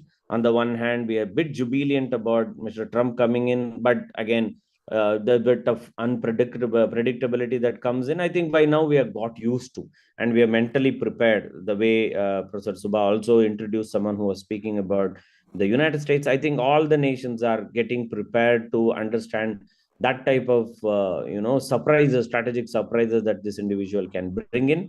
And that's exactly what India is getting prepared as of now. And our Ministry of External Affairs has again and again has said that negotiations cannot proceed unless both Russia and Ukraine are willing to be participants too. It cannot be one side saying something and the other side has been forced to do so. Now, what India does in this whole scenario is essentially telling that we are ready to facilitate sort of discussions. That's exactly what we are telling. Economically, India has maintained and expanded trade relations. There is no doubt about it. It has been very, very helpful. And at the same time, what we have also mentioned time and again is that we are into a pragmatic approach reflecting India's priority to secure the energy needs while navigating a very complex geopolitical dynamics. Whereas diplomatically speaking, the Prime Minister has been going for a balanced outreach. He thinks that there are bilateral ties that can be strengthened. At the same time, there are also possibilities that we can mutually and have an acceptable solution. This is what we are talking.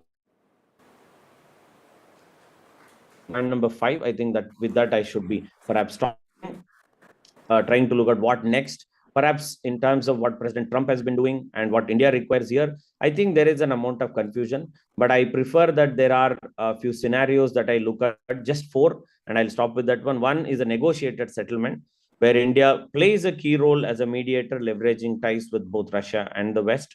Second is a prolonged stalemate, which I continue to believe that India continues to have a balancing act and a strategic autonomy, benefiting from trade with Russia while maintaining good relations with the rest of the West. Third is Russian victory, where India faces pressure from the West but remains neutral or takes a particular position, ensuring energy security and defense cooperation with Russia, which will continue. The last one is, which perhaps is a very wild sort of a scenario, that is Ukrainian. Now, Trump is even pushing him aside, where India has to recalibrate its ties again with NATO and has to work on. Probably I'll stop it here. If there are questions that I'm happy to take on. Thank you. Thank you. Thank you, Dr. Nandakishore, for that note on what India's end games, what India's strategies, and what India would want to go about, and also your intervention highlighting India's position, not just two actors, the parties to the conflict. Now, may I invite Padma Shri and Ramya to the stage. Now we'll move to the Q&A session. If you can help us with getting everyone on board, what we'll do, we have to the panel who are there online and here we'll take a set of questions from the auditorium here first. We'll request all the panelists to respond.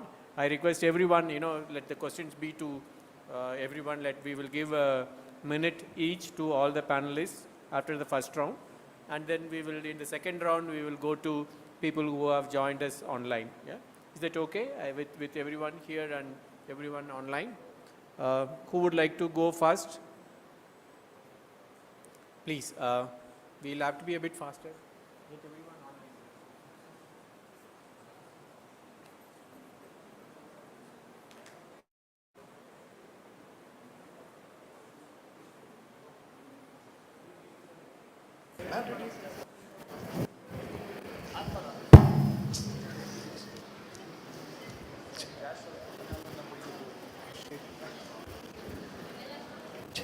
Please.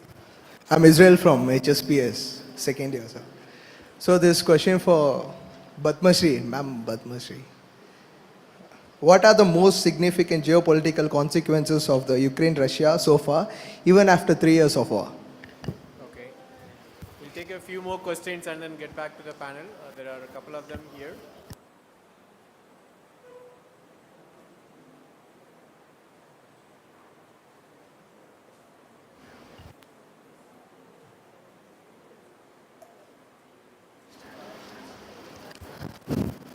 Good afternoon, everyone. My name is Eliza from BA History Department, third year.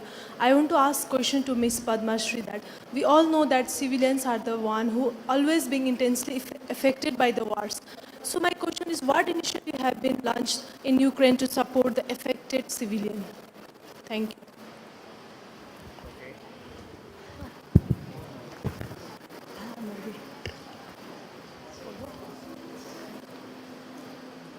Good afternoon, dignitaries. First of all, thank you all for the insightful lecture. I'm Srijana Thapa from a third year BA History and Political Science. My question can be answered by any one of the presenter. My question is, what had been the efforts of the United Nations and why do we think United Nations is not able to bring ceasefire and restore normalcy? Okay. No, that question I would want all the panelists to respond to. How do you see the role of the United Nations in the conflict?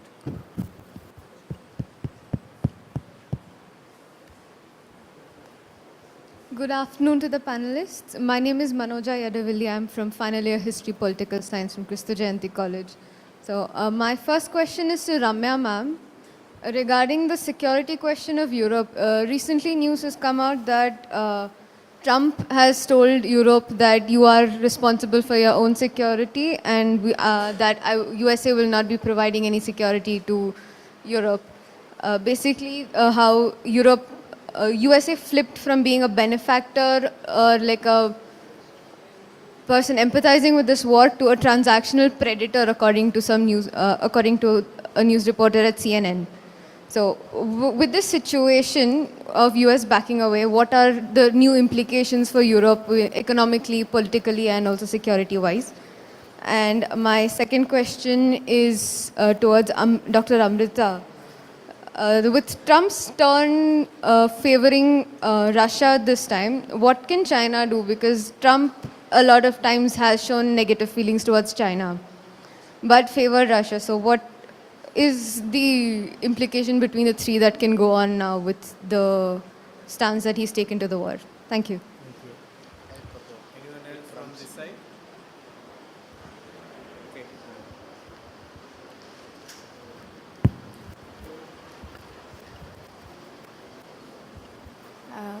Thank you all the panelists for their wonderful session. My question is mainly to Ramya ma'am and also Ashik sir. Ma'am, what Trump was able to do in Gaza, the ceasefire, the three-phase ceasefire, I am already convinced what he will be able to do in Russia. So if he's able to bring a ceasefire or peace talk, that does not mean that the conflict will end, but the violence will end. As you said, he might be able to freeze the conflict. And there might be a time that the conflict will recur again because they haven't ended the conflict, it's just freezing. How do you think the post-war situation will be after the ceasefire? And second question is about the irony of international institutions. When the Second World War entered, international institutions were formed.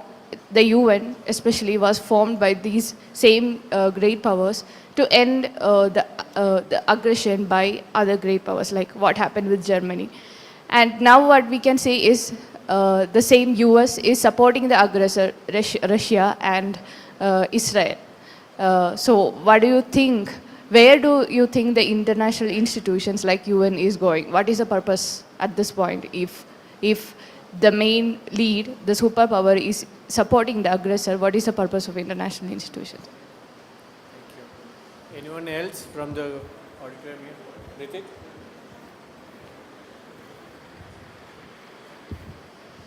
Good afternoon, sir. I am Yash Kumar, second sem HPS students. So my question is to Asik, sir. US President Trump said Zelensky as a dictator because he is ruling without election in Ukraine. So what's your perspective on it? Okay. Thank you. Is there any other question from here in the room?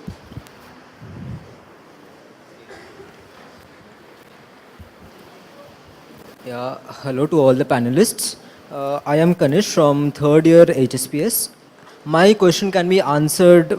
I will prefer from all the panelists, maybe just what they think about the question. If Russia does win the war in Ukraine and takes control of the region, how will this impact the future of Europe in terms of security, political stability, and economic dynamics? Thank you. Thank you. Now we'll get back to the panel. If there are any questions, just hold on. We will come in the second round. May I start with Ashik? Ashik, would you like to respond to any queries? I'll request Ashik, Shalini, Amrita, Josh in that order, and then I'll come here. Yes, sir. So I'll look at one by one. First one is with regard to violence will end, not the conflict. This is the reality that we're looking at. Right? So Trump's whole plan is to bring about stopping the war. Peace is only a later issue. So for him, immediate response is what he looks at. But there's also a problem. Immediate response is short term. On long term, what kind of a package will they give? How they will sort out matters is very hard. That is precisely because with Ukraine losing territory, it's very hard for them to accept any peace deals at all. So that is there where we stand at this juncture. So peace is not a solution at this point at all. That's one. Number two is U.S. and looks at Trump and Zelensky trading statements. A former Indian ambassador said that there are two boys fighting in the sports field, and that is what is happening. Sadly, there is no diplomacy that plays in fold, and they're just trading insults on each other. Usually, in IR, diplomacy is supposed to play an important role, but unfortunately, that is not what is happening there. With regard to the elections, Zelensky has again and again mentioned that because of war, they won't be able to conduct elections there. And truly, elections will not happen until the war is going to end. That's number two. Number three, with regard to Europe, he mentioned, if in case Russia wins, this is where I also mentioned in my speech saying that the minute Russia wins the war, and if there's no stalemate there, it's going to have a direct implication on EU security, followed by a big headache for Americans as well. So your international structures, the UN and all those things, they'll all come into question, and actors will not be able to take it just like that. The international community will not be able to just take it just like that. So stalemate without much change is the only possibility that can come in place now. If Russia says that it has won the war and the world accepts, which means Europe and America are going for a long-term conflict and challenges. With that, I'll stop. Thank you. May I now request Shalini and then Amrita? Yes, sir. Thank you. I hope I'm audible. I think very few questions for Russia. That itself speaks about, okay, what is Russia's role in Ukraine conflict? So one of the first questions was towards what are the UN efforts in Russia-Ukraine conflict?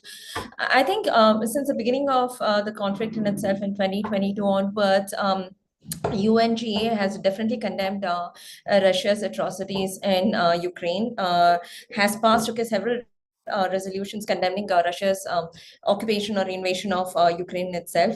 But this has also been vetoed by Russia, considering that, it is a UNSC permanent member. And thus, we can see that, UNSC has been less effective as Russia's veto power sometimes, overpasses, its role in itself.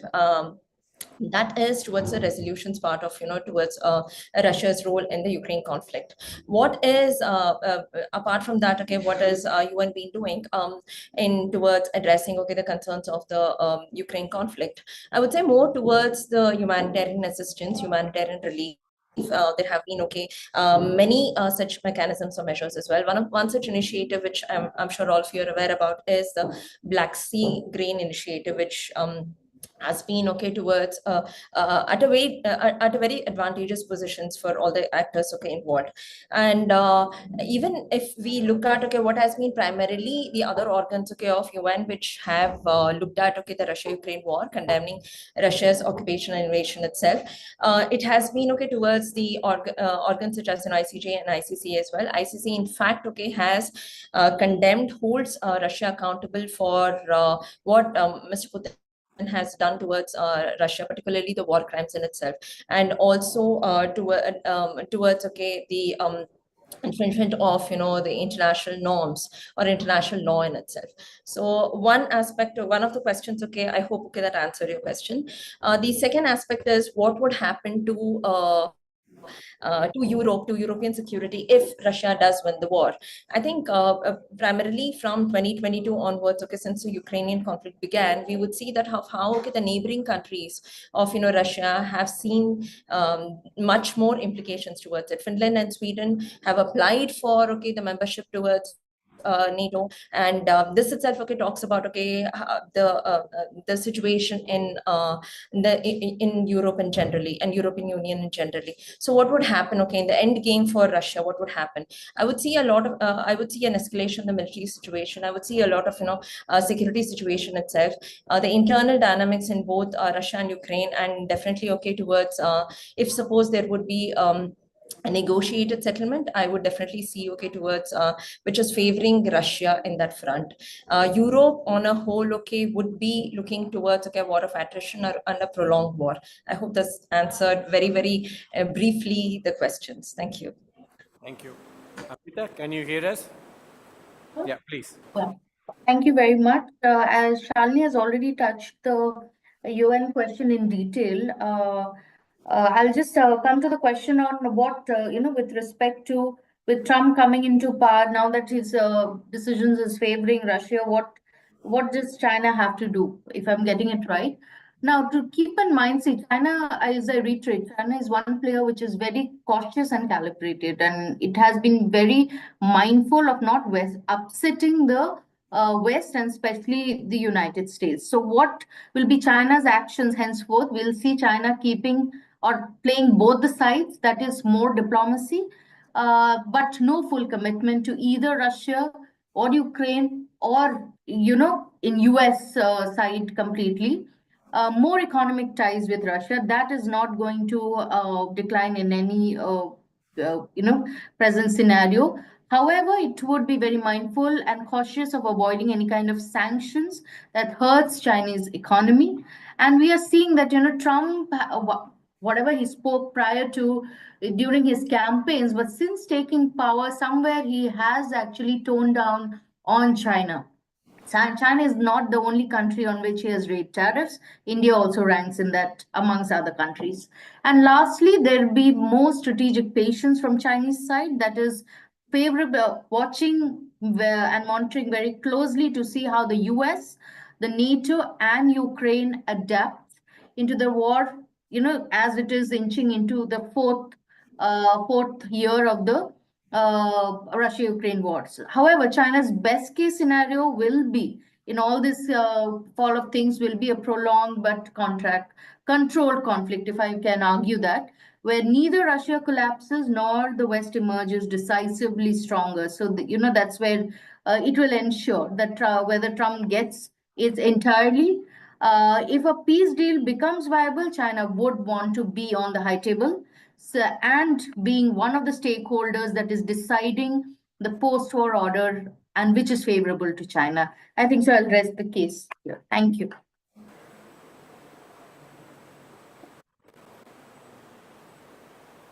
Yeah. Thank you. Thank you, Amrita Josh. Now we'll come to the two panelists here in the auditorium. We'll start with Ramya. You want to come here?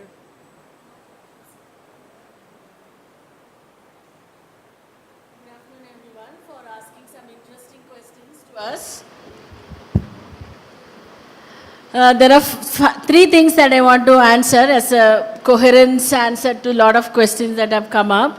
The best question I feel is what would be the post-war situation after freezing the conflict, because that looks like the most possible scenario with the developments that are happening. One should be the focus on humanitarian needs, and the second would be on the question of the occupied territories. Whether there would be any kind of reopening of talks with regard to territories that have been occupied by Russia and Ukraine. And other experts have also said that's not going to happen. And thirdly, the question of Eastern Europe, other nations' security is also an issue.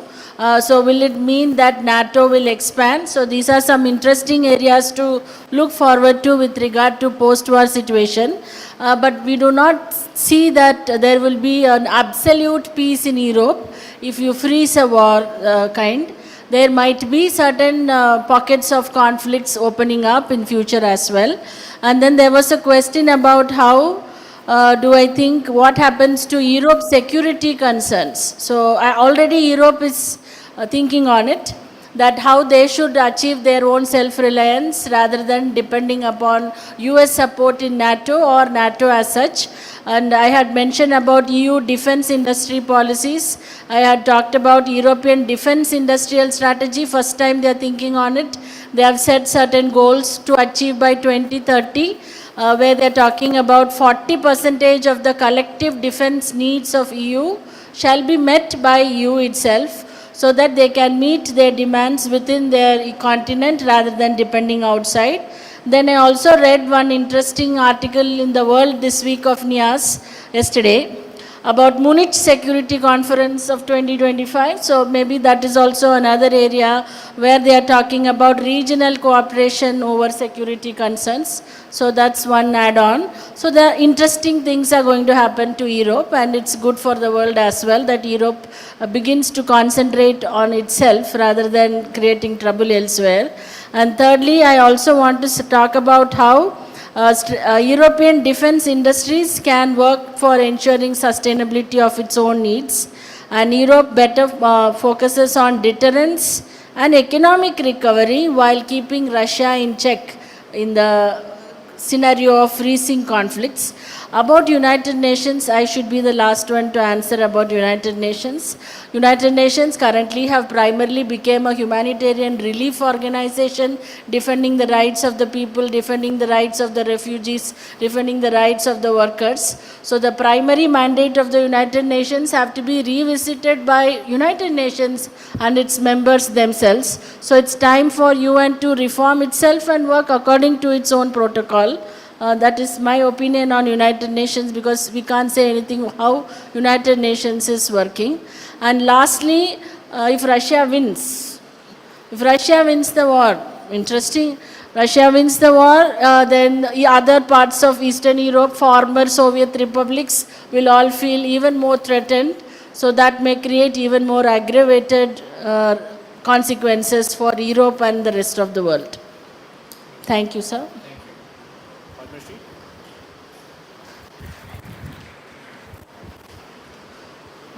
Thank you all for your questions. The first one on the geopolitical implications of the war. The primary, the fallout of this war, except where the Ukraine, except the US, Europe and Russia have been competing in the Ukraine, I think that the next place where there could be another competition would be the Arctic. Because we saw as implication of this war, NATO expanding into the Northern Europe with Finland and Sweden joining. So that would be one of the major implications or geopolitical implications. The second would be until Ukraine war really happened, there were always debates about increasing cybersecurity capabilities or AI. Only after the start of Ukraine war, there was an awakening across the globe that there has to be some sort of reinvestment or restructuring of their the defense capabilities. So one, we could see how Europe is facing the brunt and realizing that it has not really invested well. Even in the Munich Security Council, we came to know that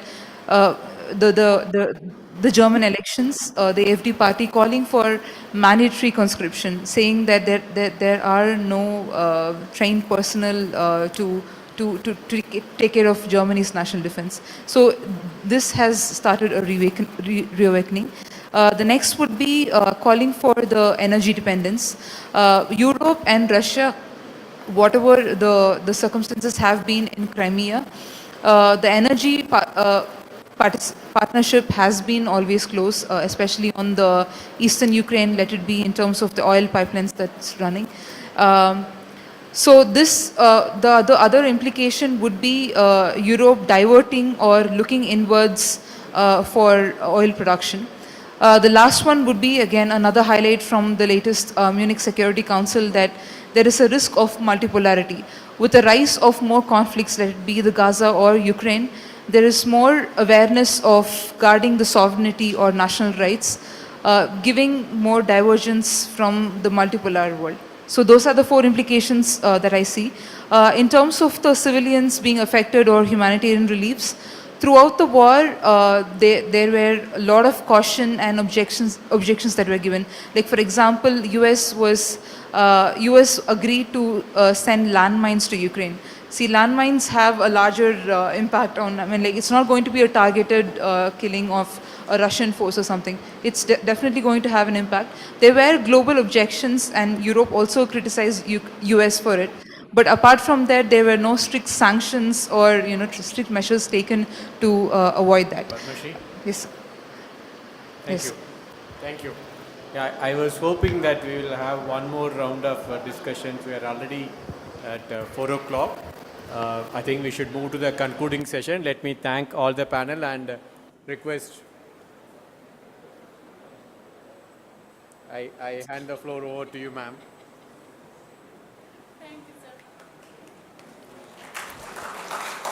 Thank you, sir.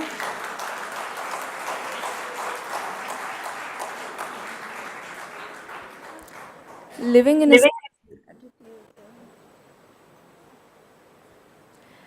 state of gratitude is the gateway to grace. As we approach the conclusion of today's program, I now invite Dr. Ashwini Barla, Assistant Professor, Department of History, Christu Jayanti College, to render the vote of thanks.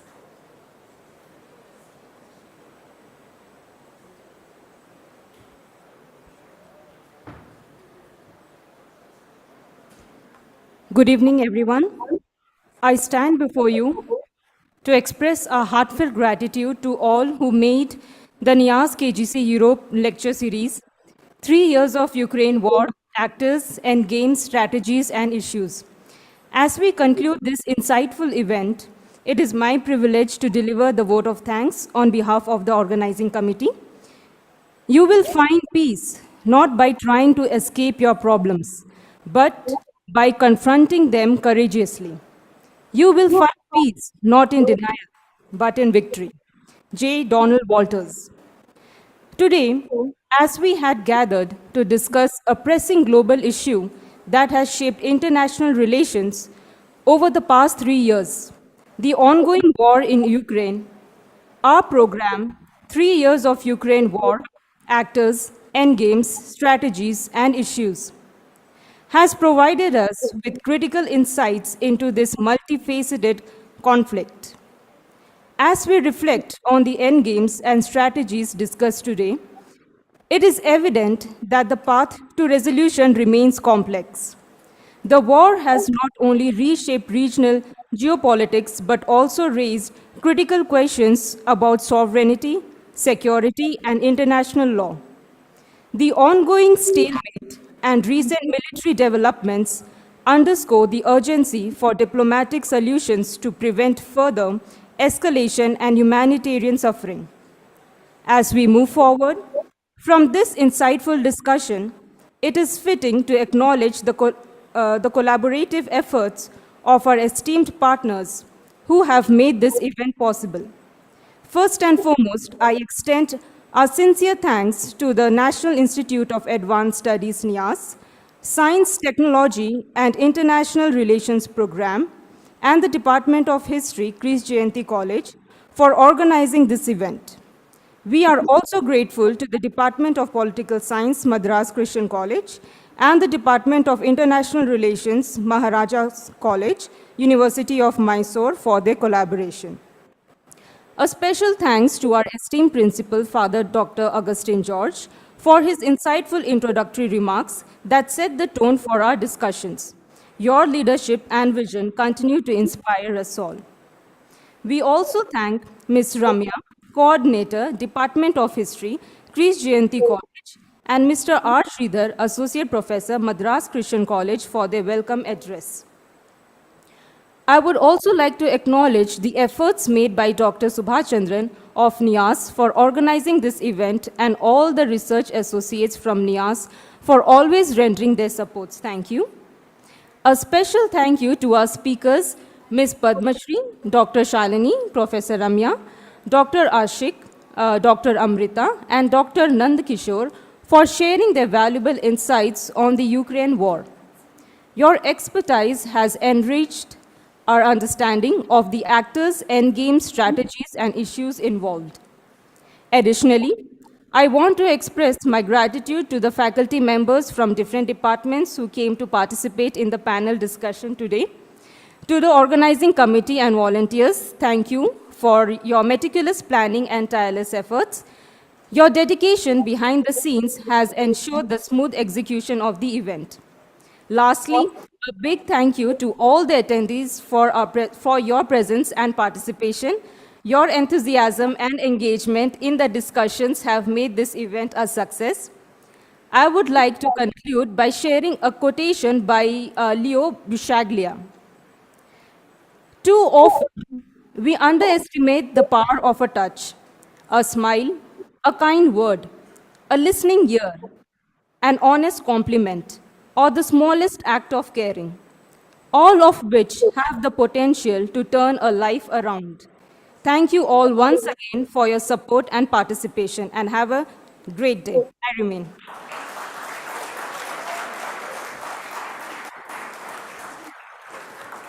Thank you, ma'am. Now I invite Dr. Vidya from Madras Christian College to give a note of thank you. Good evening, everyone.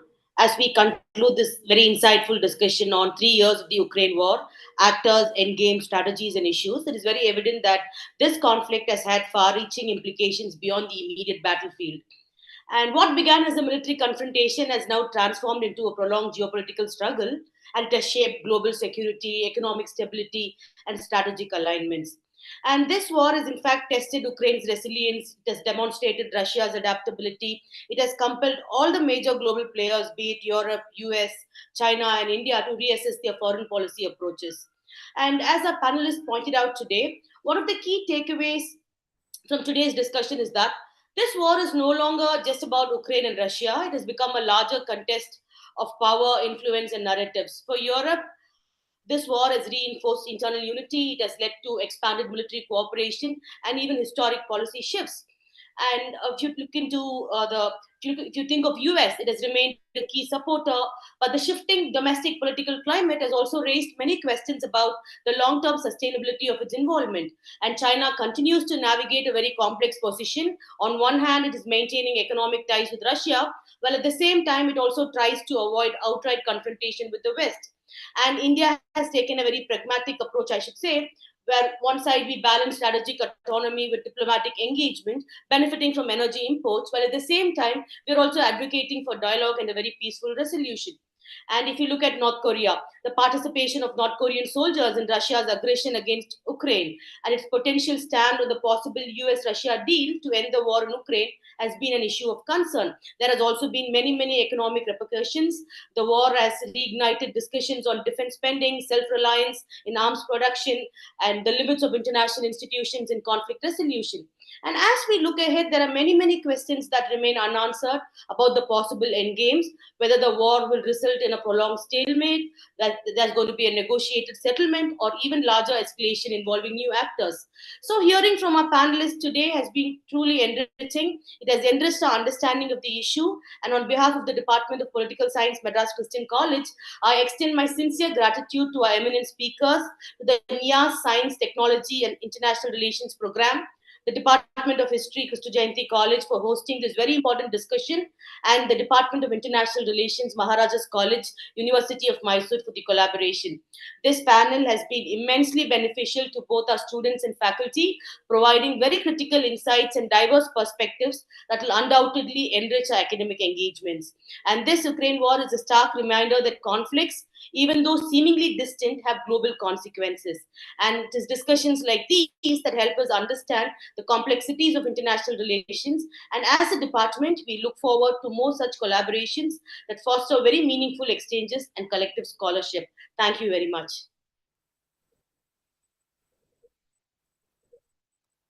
Thank you, ma'am. Now I invite Ms. Fleur from NIAS to render the note of gratitude.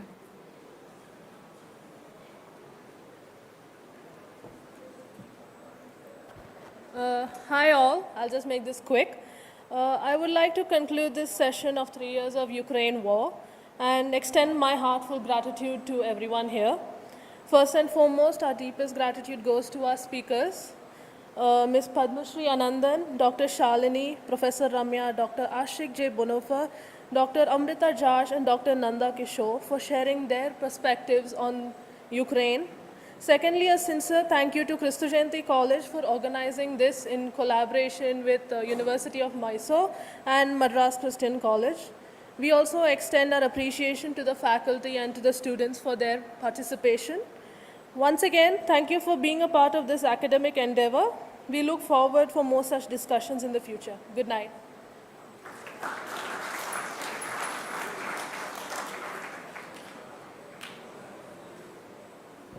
Thank you, ma'am. With that, we bring this illuminating session to a close. Thank you all for your participation and presence. We hope this discussion has been insightful and thought-provoking.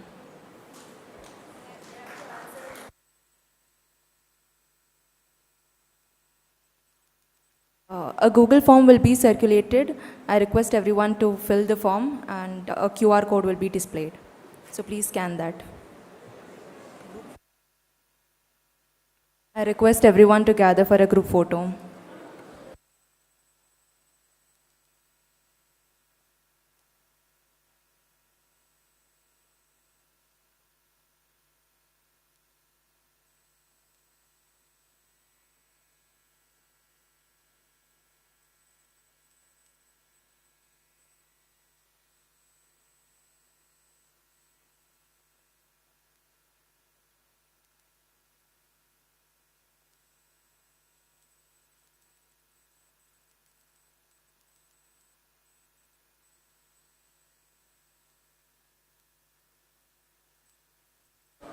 Guys, everyone join for a group photo fast.